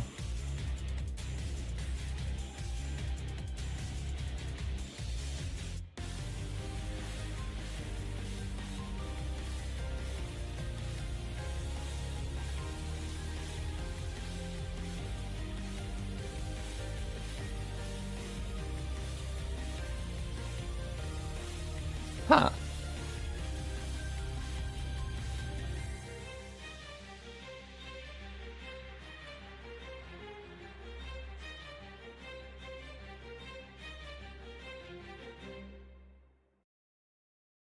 Why is that the case?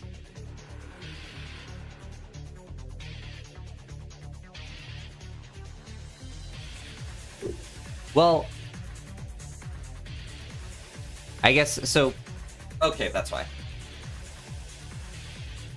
So the function, so that's why. So if this is, so this, I guess X squared is in here. The function is inside, right here. So the function is like that. That's what it is. So the function is there, so to speak, but it's the paraboloid that we drew is the area that we're integrating within.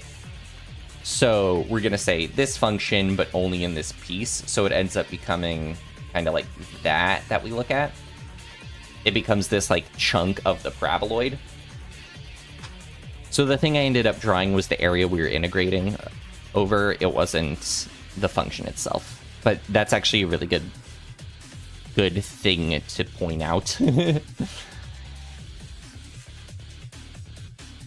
Actually helps my brain too.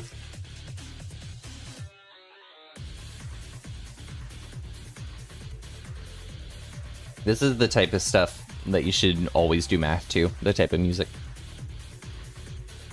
Alright, so we end up multiplying that by z, so we get 4 minus r squared times r cubed cosine squared theta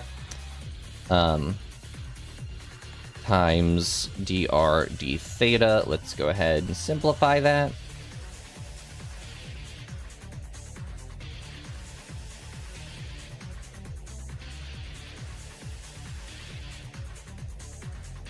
Chat, variables. What are your favorite games of all time? And squared. Everyone, hit me with your top 3 video games, if you play any. And that becomes part of the 5th cosine squared theta dr d theta. Okay.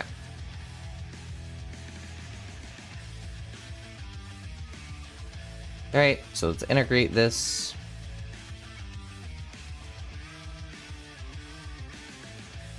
And then we're integrating with respect to r. So that just becomes r to the 4th cosine squared theta, r to the 5th cosine, or sorry, that's r to the 6th theta over 6. Integrated from 0 to 2, d theta.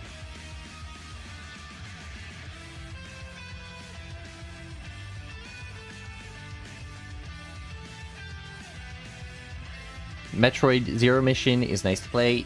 Metal Gear Solid 5 has your most time. And you kid Icarus Uprising hurts your hand, but you love to play it. Interesting. That's fun, because it's nice to see people liking games that aren't just like, oh, the popular game. Especially because, like, people don't... Not people. Metal Gear Solid 5 is the one that I think gets a lot of flack, because, like, Kojima didn't get time to really finish it. Hey, Fizz, welcome! And so it's nice to see someone like it. Because I really enjoyed it when I played it. It's one of the... I've played 2 Metal Gear games. I've played MGS 5, and I've played Revengeance.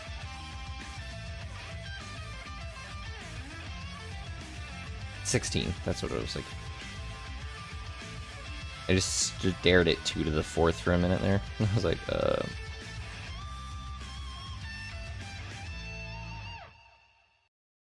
every chapter starts with directed by Hideo Kojima. Yeah, 2 dragons.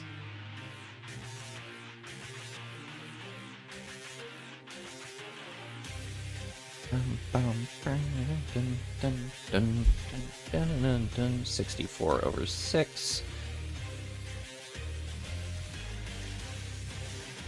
We're just gonna go ahead and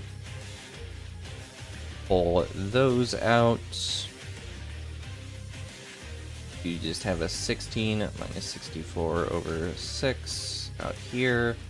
2 pi. We're also gonna simplify that. It is a nice touch, and also has the meme speech. Why are we here? Just to suffer. 16 times 3 is 48, minus 32 would be 16.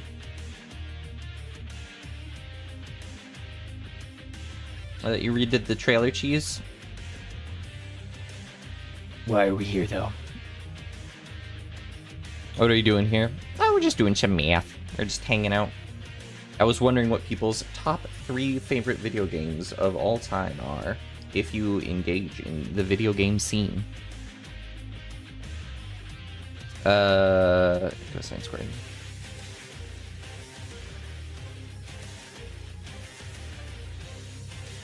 Yeah, that's right. I think that's right. Hold on a minute. 32... 48. Yeah. Cosine squared. Oh, I know what I'm gonna do to make that easy. I don't want to just... Sometimes I'm like, oh, I'll just like look it up if it's a weird one, but let's do this. Pull out a half. Turns that into a 6. Okay, so then I have 1 minus cosine of 2 theta. There we go.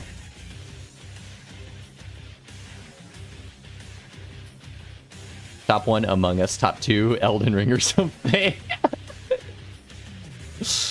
Elden Ring's pretty good. Funny enough, I feel like Elden Ring might... It's not my least favorite Souls game. Is it? I feel like Dark Souls 1 might... Dark Souls 3. I don't know. I really like Elden Ring. I love Elden Ring. I think Melania is my favorite boss of all time. I love her more than, like, she's so much fun. I like fighting her more than... I do really love fighting the final boss of the DLC. And I'm, of course, going to buy the new DLC when that comes out, the Tarnished Edition, to, like, try out the new classes and stuff, but... 8/3, that's... I don't know. It's hard to... Like, I've platinumed it, but I'm like...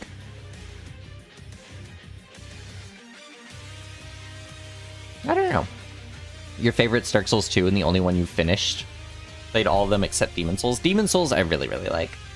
Demon Souls is the classic jank. I think the thing that hurts it is that it is very, like...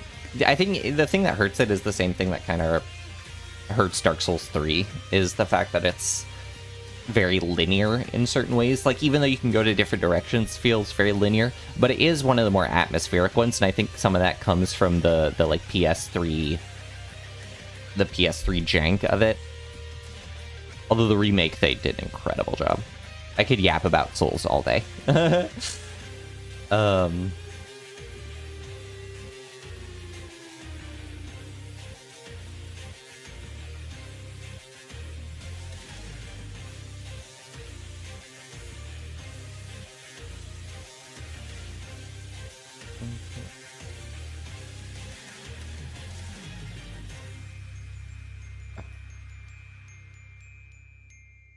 But yeah, my favorite game ever is Bloodborne.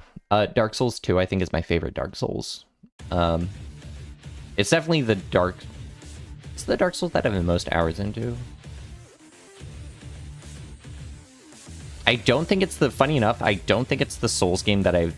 Or it's the not the Dark... So the game I have the most hours in is Bloodborne. But the one I have the most...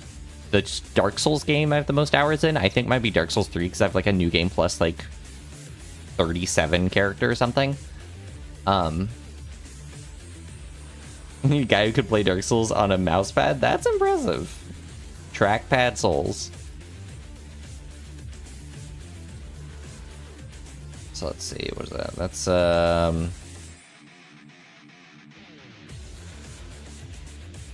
2 pi. That becomes 0, and that becomes 0, so it just becomes 2 pi. Yeah. So we just get 16 pi over 3. Let's see if that is correct, or if I made an error somewhere.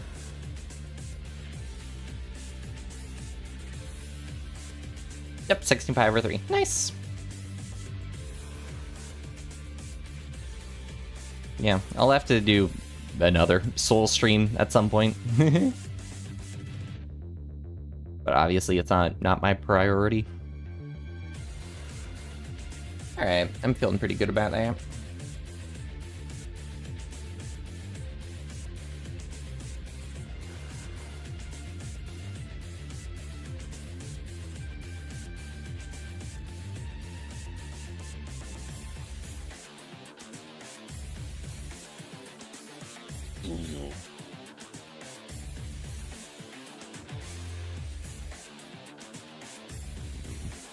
Oh, let's do this one.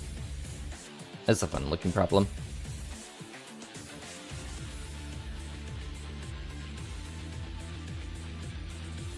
Okay, evaluate. It's just to evaluate this integral. But I like it.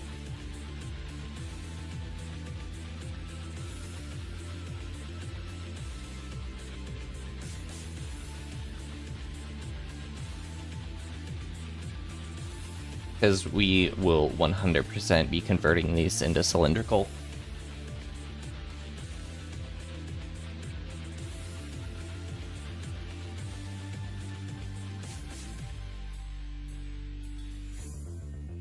I mean, that's the nature of the chapter, but...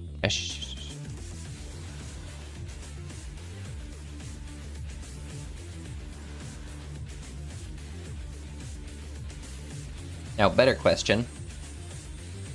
What is the favorite class, your favorite class that you've ever taken? One more fitting of this channel.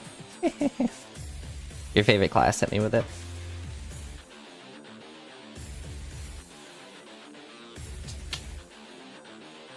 Alright, so that can definitely become an R squared. So, let's go ahead and...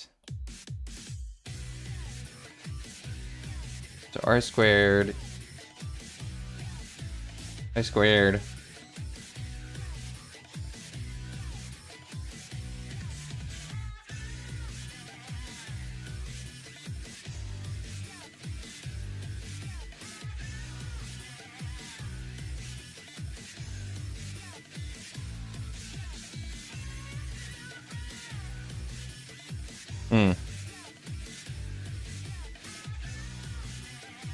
Hey yo! You like playing as mage and everything, but you tend to go dexterity thing.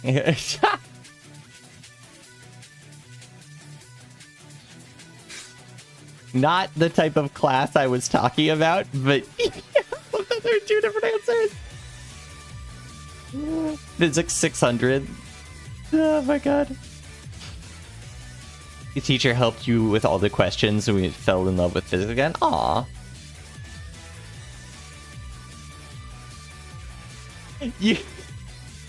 I said class, but you said you answered class as like RPG class, whereas Calcium answered class as like college class.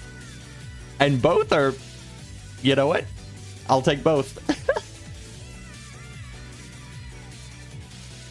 No, I get that though, where it's like you spend enough time doing a class, and then it's, or like spending in a topic that eventually you hate it. There is this reel once that Muse sent me where it was like, you think, you know, some people who are not in math think they hate math. No. People with math degrees hate math. You think you hate math? You don't know anything. Trust me, you have it easy. We hate math. Which is the truth. I love it. I love it all. I don't love it all. I love a good chunk of it. And good firm. What about you, Gideon? Hit me with your favorite class.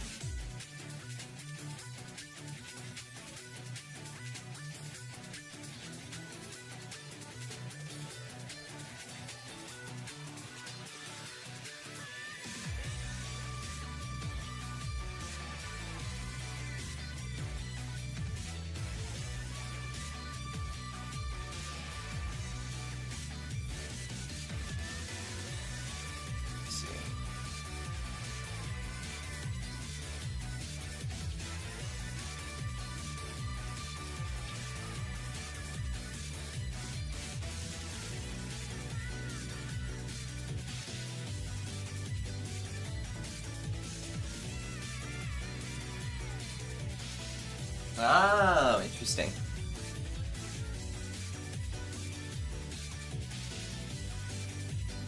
It's been a while, but probably topology. I've never really taken much topology. No, sorry, I was reading. So I was leaning back in my chair and looking to my third monitor to read something. Aleph hates stats, and stats is kind of math. There you go.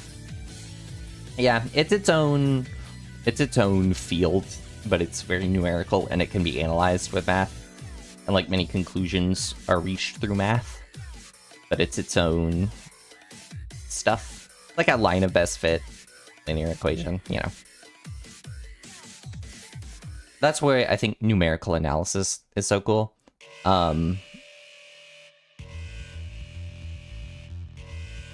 Sorry, I just instinctively posed as if I were about to start a Yakuza fight when that song started playing.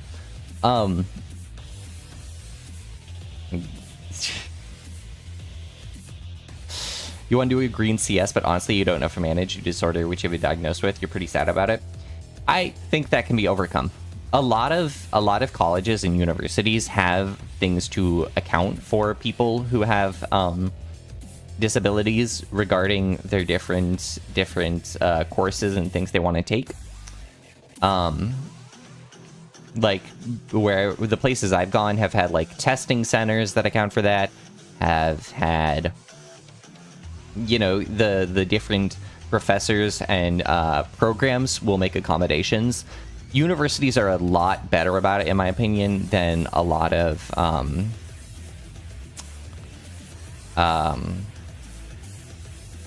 like high schools and whatnot. Your favorite class was Quantum Mechanics 3, a senior undergrad level. Absolutely stellar, got to the heart of quantum. That's awesome. Can't recommend any quantum books to people because I learned from that class and all the books seem inferior. I think that's the thing is, so I've had incredible professors too where I'm like, oh my god, this is better than any textbook.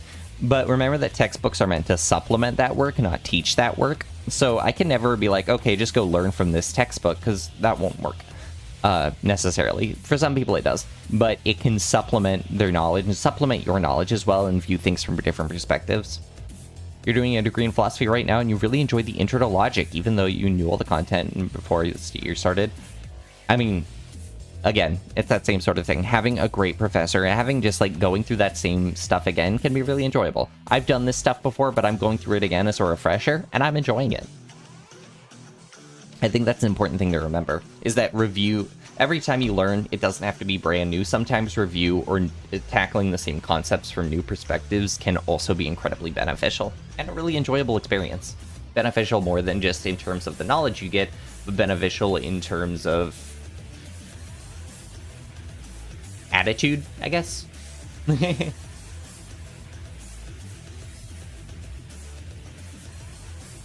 Well then, I'm gonna change my desk into my standing desk form.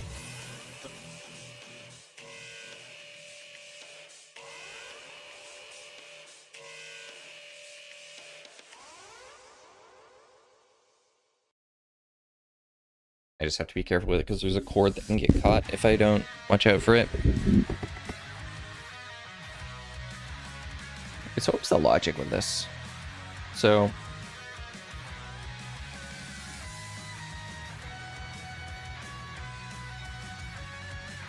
so that's what it was. Logical pedagogy. He done it otherwise. Took an E&M class with a professor who wrote his own book. See, I've had professors who've written their own books, but again, it supplements what they do. But it's still just good books on their own. You want coffee, but you want a detox? I was like that yesterday. I really, really wanted a Monster. What is the NM? I mean, like, electricity and maniacal laughter. Like electrical engineering and mechanics. I don't know. Electrical and mechanics. Oh, maybe. I don't know. Let's go ahead and graph this real quick. Electricity and magnetism. Okay.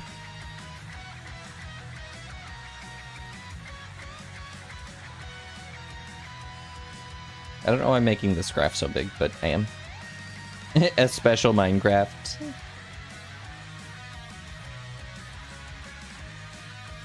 Especial. Alright, so if we were to graph this part here, from 2 to -2 on X,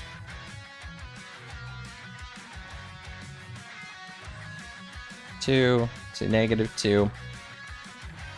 And then our function is 4 minus x squared, the square root of 4 minus x squared. Okay, so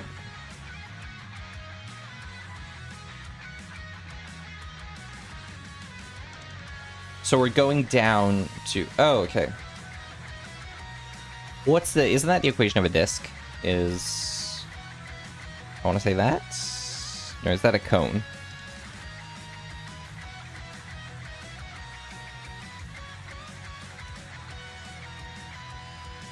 So the figure they have here shows it to form a disk, okay. So we end up going also from 2 to negative 2. And then we know that Z is going to be... No, that's a cone. No. Yes. So we're going up to the plane of 2. So cool, magnetic fields can create current, and a current can create its own magnetic field. Cool. Yeah, I've never really studied much. It's one of those things where it's like, if I had the time, I would. I say that as if I chose to properly allocate the time, I would. That's something I have to clarify with myself, is like when I say, oh, I don't have the time, no, it means I'm not properly allocating the time. Okay, that's what it was. So a disk, so this is for myself, a disk, actually gonna write this in like red. A disk is x squared plus y squared is less than or equal to r squared. A cone is z is equal to the root of x squared plus y squared. Okay. Which makes sense when I think of, where like our circle is kind of decreasing. So our disk is gonna be kind of like, you know, amazing drawing. Kind of like that. And then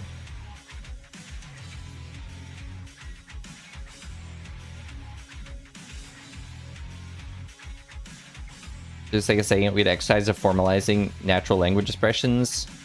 He didn't allow certain answers that were logically equivalent to the correct answers. Ooh, that's painful. That was one of my favorite professors. So this is specifically a math thing, but actually it refers to logic as well, because it was about proofs. He said, prove it however you can, like if you can prove it by using a general picture, like a picture that remains like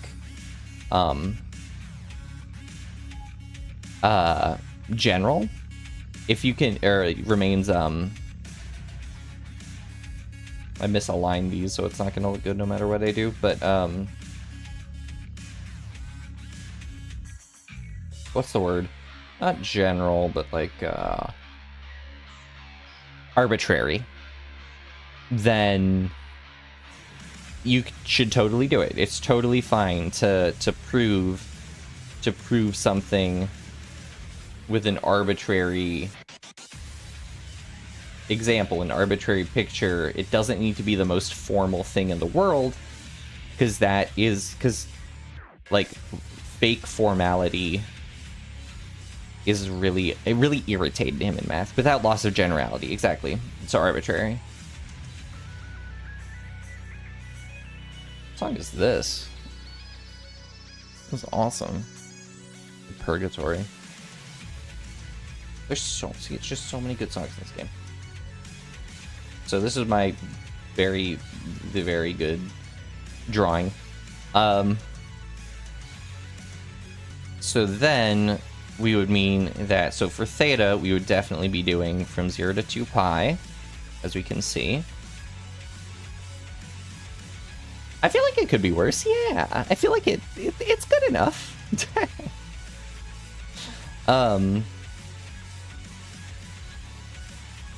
Then our radius, of course, is 0 to 2.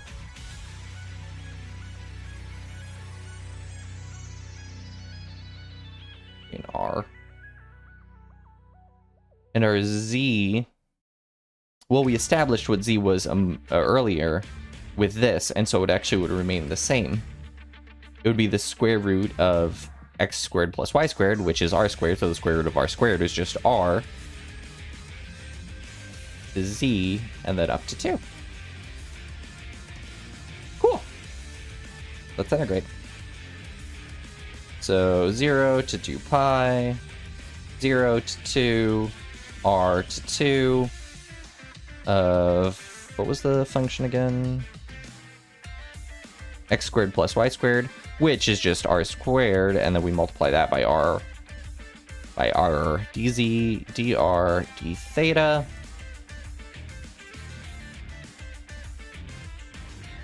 Okay, which is just r cubed. Which we then, okay, so 2 pi, 0 to 2.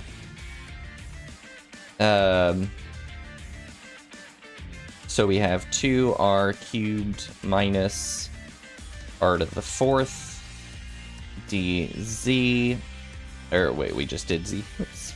Dr d theta.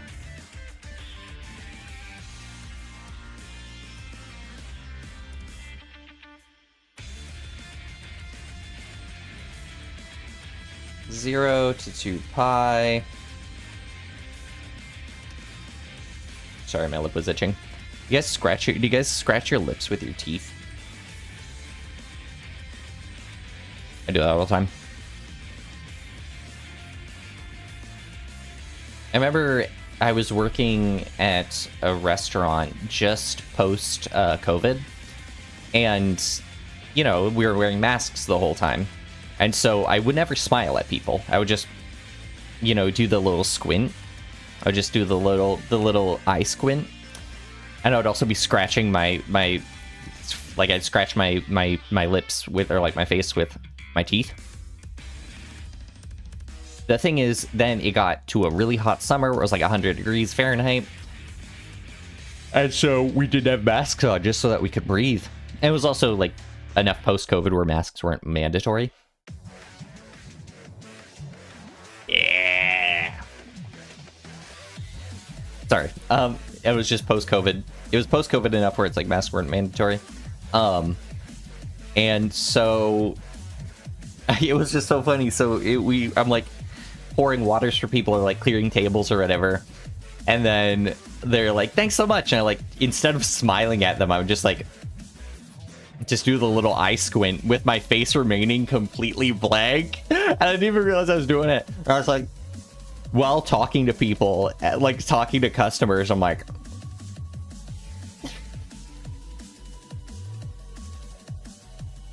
and then I talked to my coworker, I was like, I just caught myself doing that like 3 times. Bro, you use Riz without meaning to. You guys can't see my face, but imagine what you assume I look like, and then me doing like the like bite lip thing. The like slightly squinted eyes. I don't know. Whatever you think I look like behind this, and then imagine that. I love this song so much. God, I love this game. Right. R to the 4th. Over 2.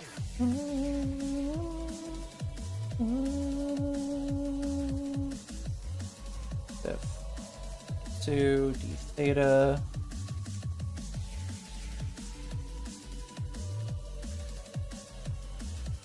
I will do a face reveal one day if I get good enough at like makeup. If I can slay like crazy, then I'd totally do one. 8 minus 32 over 5 d theta.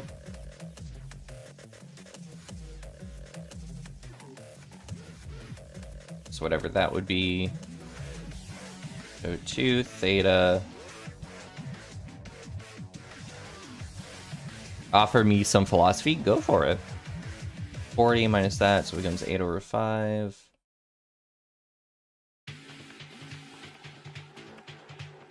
That's right. 16 pi over 5. Correct.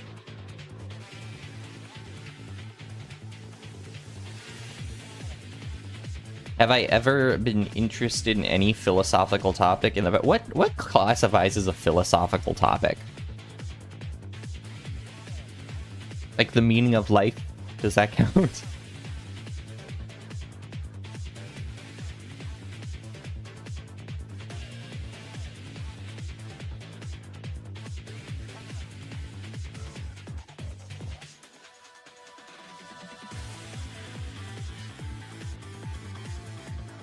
Triple integrals, epistemology, metaphysics, ethics. I guess meta-ethics and so on. I guess, yeah, I have. Not to a crazy extent, but it's like I thought about them.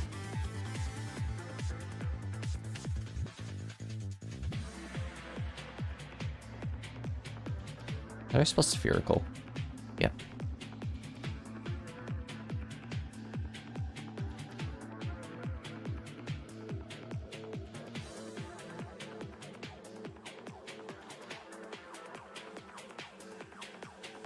Like, what have I been most interested in? Let me Google what some of those words mean.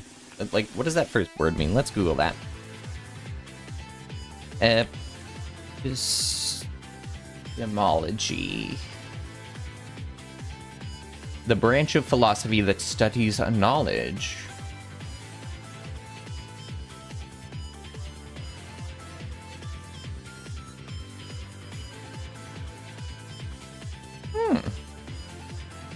Rationalism.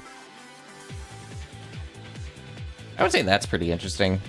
As someone who works in SciComm, I would say that the philosophy, the epistemology, assuming epistemology, not epistemology, epistemology is probably, I'm assuming that's how it's pronounced, is something that I've dealt with a lot indirectly or even directly without realizing it. So I would say that one. And then the philosophy of math. I wonder if that overlines with epistemology. That probably overlays with stuff like category theory, which follows a similar sort of mindset, because category theory is very abstract and is meant to be like a step back and does have a sort of almost philosophical component to it, which is very interesting. So I would say in that vein, yes, that's the indirectly or directly or unawares directly dealing with philosophy. That's been the areas in which I've done so.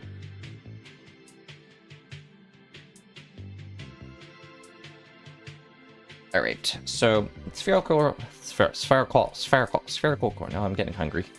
So we go ahead and define spherical coordinates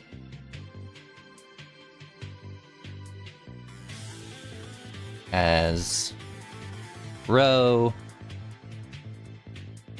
theta, b.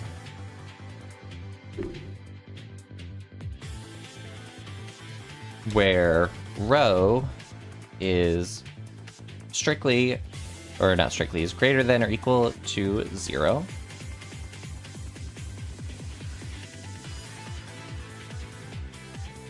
Theta is, of course, in between 0 and 2 pi.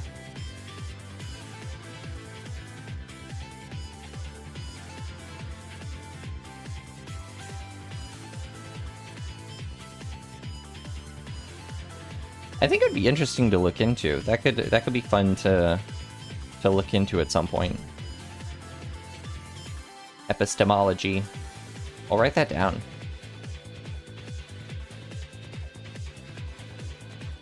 The trilemma? What's the trilemma?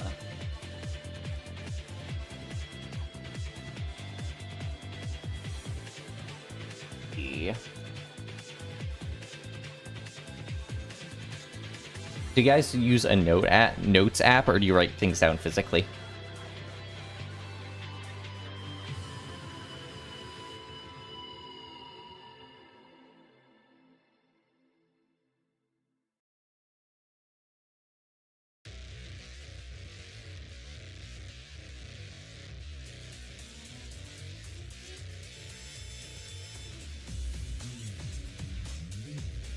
And then we have our relations. So if these are spherical coordinates, then our relations to them are a bit messier than polar. Because we have to account not only for a circular nature of a disk, of a radius, or like of a circular radius, but also then the circular nature of an additional dimension. We're not just going around in a disk, we're also going like up and down. Used Obsidian for a while, but you cannot bring my notes with me, so you had to come back with real notes. I find so there is something to be said about the like physical note taking is good for your brain. That's why I'm like my iPad has a physical response sort of thing, where it has like a slightly scratchy surface.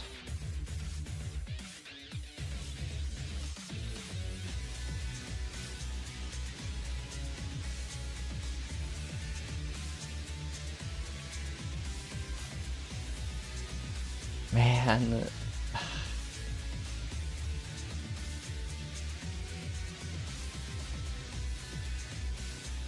Oh, fun little connection.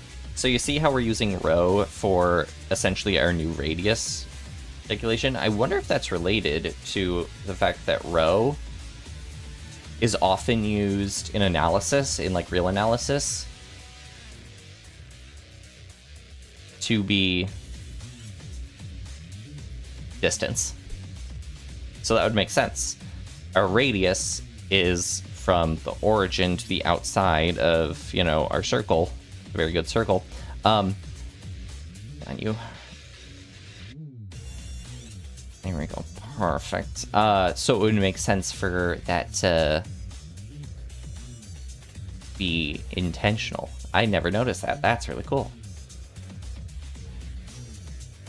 Are you about to hit me with the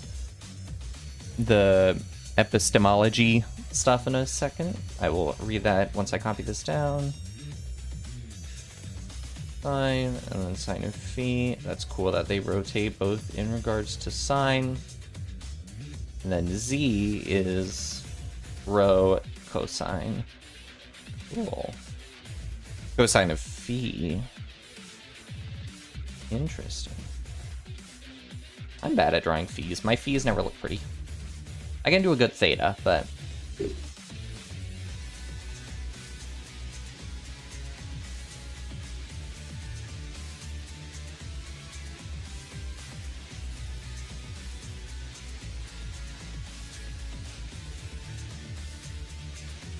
Hold on a minute, I just gotta...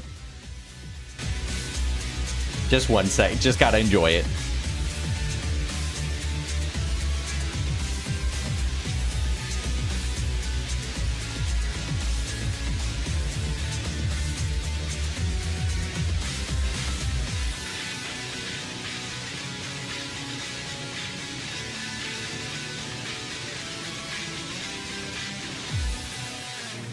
Alright, sorry, I needed to... Oh god, I'm sorry. Jesus Christ. Hey, but actually did the song I wanted to hear next. Sorry about that. Anyway, sorry for destroying your eardrums there.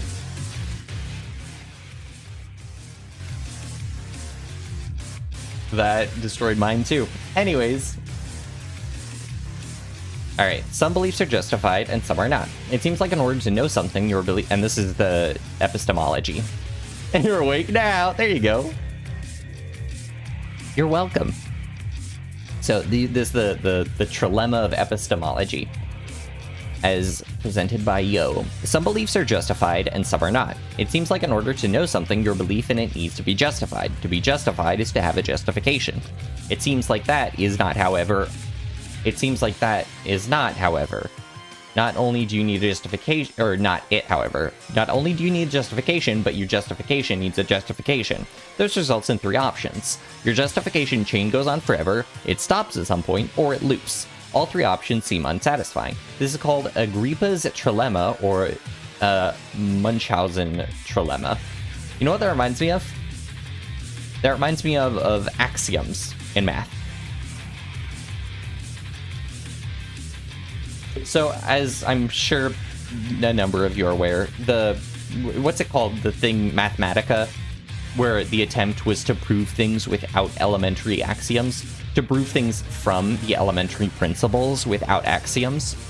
The thing is, we have to make some level of base assumption. And so that's very interesting, because approaching it from a philosophical perspective is every justification needs a justification. And then we got to a point in math where it said, we're willing to make this assumption because this is a measurement of how the universe works, or this is the rules we're playing by.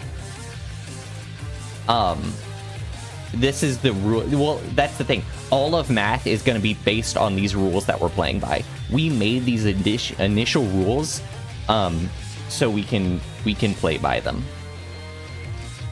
I mean, there are disagreements that in axioms, and that's the thing, is not every axiom, not. But without some level of axiom, some level of assumption, you cannot get anywhere.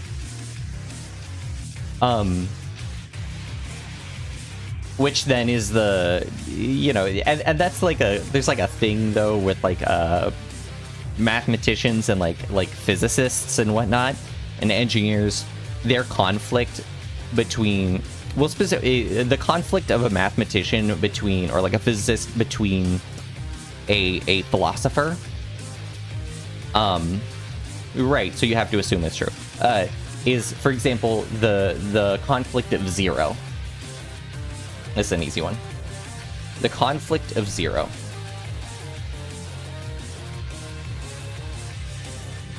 From a measurement perspective, zero is nothing. Zero is our blank slate. Zero is our launch pad, that we can build upon. And from a mathematical perspective, it's our additive identity. So again, that concept of a measurement of zero, a norm of zero, a cardinality of zero, the null set, the empty set that we can build upon, that we can expand upon. But from a philosophical perspective, that's something. That's zero. It's still something. It's not nothing. It's something. But from a measurement perspective, it is nothing. And I think that is where it's very hard to find the overlap between philosophy and I'll just say mathematics. But I mean, and that's the thing, like base pure mathematics. It's hard to find that overlap, and that's where stuff like category theory becomes very interesting, is because you can analysis of social and real world issues. So it becomes, you start to find a bridge in the gap, the connection between, say, social sciences and mathematics is much more in existence than most people think. You believe something unjustifiably and then base all your other knowledge on it, which means all your knowledge is ultimately unjustified and thus not true knowledge. I can get that. But yeah, I mean, that's something too. This is one of the things with SciComm. Scientific communication. So say the you see the moon. You see the moon. You can say, I don't trust the pictures NASA sends out. Okay? I don't believe that. I don't believe the moon landing happened. You say that because you say you don't trust NASA. Well, let's do a different one. Let's do flat Earth. Flat Earth is a good example. You can say, I don't trust the pictures that NASA has sent back to us of this planet, of the planet we're on. I don't believe that. Okay. Well, so you've said that you're not willing to trust that source, or you need some extra level of confirmation. You need a self-confirmation. So if you watch the horizon, and you watch the horizon and a boat coming over the horizon, then the top of the boat will appear first. And logically, that happens because you're coming over a curve. So you have now witnessed it's happening. You've now witnessed the logic of coming over a curve, meaning that the top of the boat, which means that you are at least on a curved surface. And you may not be able to replicate this everywhere, but you've replicated it enough to... We then draw the assumption of spherical, or maybe you can then infer that, okay, perhaps the pictures that NASA is showing are in fact factual, or I can trust in them. However, if you do not believe that, then you've lost any amount of certainty. This is how I see it, at least. You've lost any amount of certainty because you are now no longer trusting your eyes. It's why feeling that we're in a simulation is where it stops for me. If you say, what if life's a simulation? Well, it's the life I'm experiencing. It's the world I know. It's the existence I know. So it doesn't matter if life's in a simulation or not to me, because it's the only form of existence that I can exist within, or that I do exist within. It's like with the existence of the universe. The rules before the Big Bang are not the rules of our universe. They're the rules of whatever came before the Big Bang. So it's, in some way, impossible to really think about accurately what existed before or after the universe, because it will not be functioning in the rules that the universe has. Assuming that the universe is limited to the rules of the universe, and that the rules are not multiversal rules kind of thing. And so that all falls under the same umbrella to me of you have to assume some truth. You have to assume some ground level truth.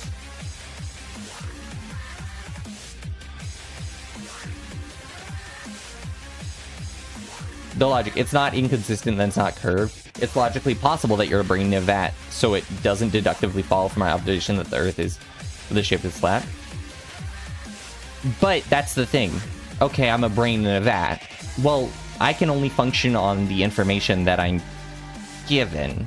Or I'm only able to function on the information that I can perceive. And from there, the existence of logic is building upon this inference becomes this inference and this inference, and sometimes those inferences are incorrect.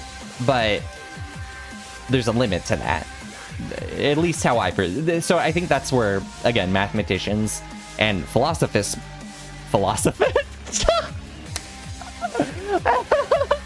and philosophers might differ.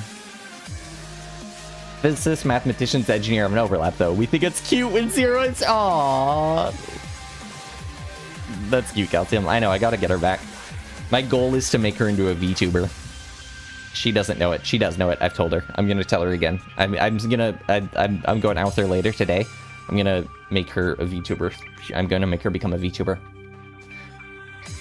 Same with last Thursdayism. Even if it's true, you still have all of the information that existed before then. Exactly. I'm functioning on this playing field of existence existing.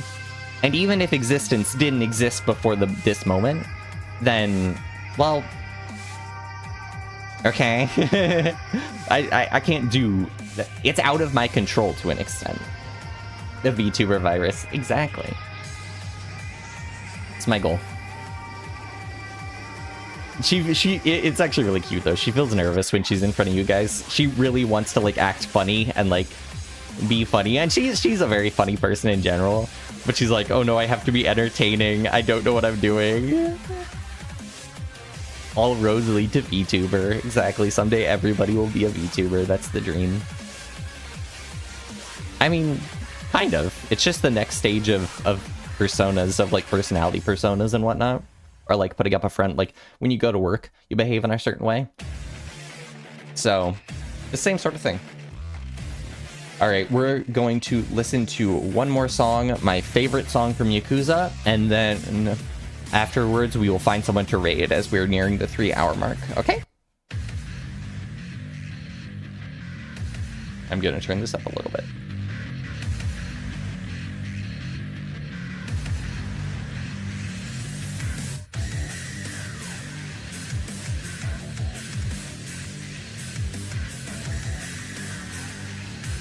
Three hours already. Glad my day. I know it went surprisingly.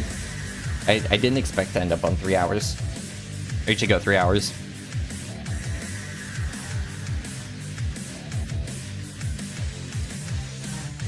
I heard in the...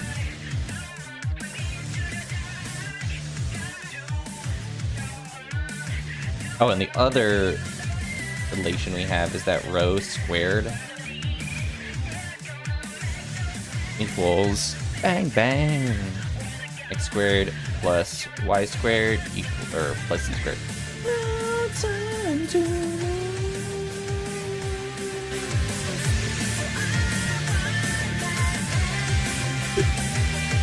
It's so good.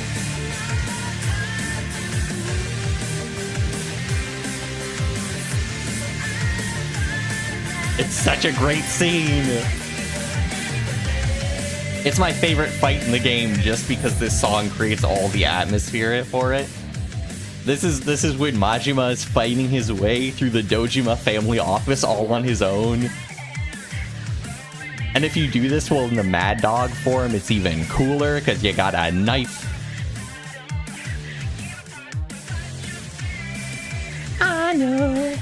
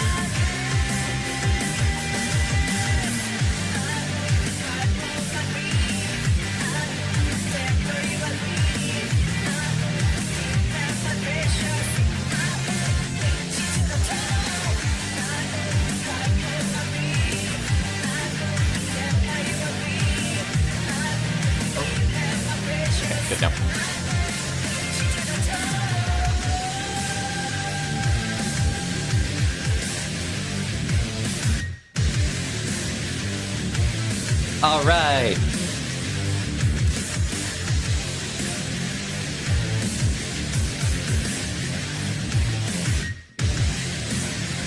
Jin Himitsu is going to be starting soon, so I'm going to send you over there. Thank you all for watching. My name is Poisson Invariance. V theorem differentiates. Mathematical maestro, LaTeX linguist. I will see you all next week. Thank you for watching. Don't need a raid message because he's still in the starting screen. Just head over there and enjoy yourself. Thanks for watching. And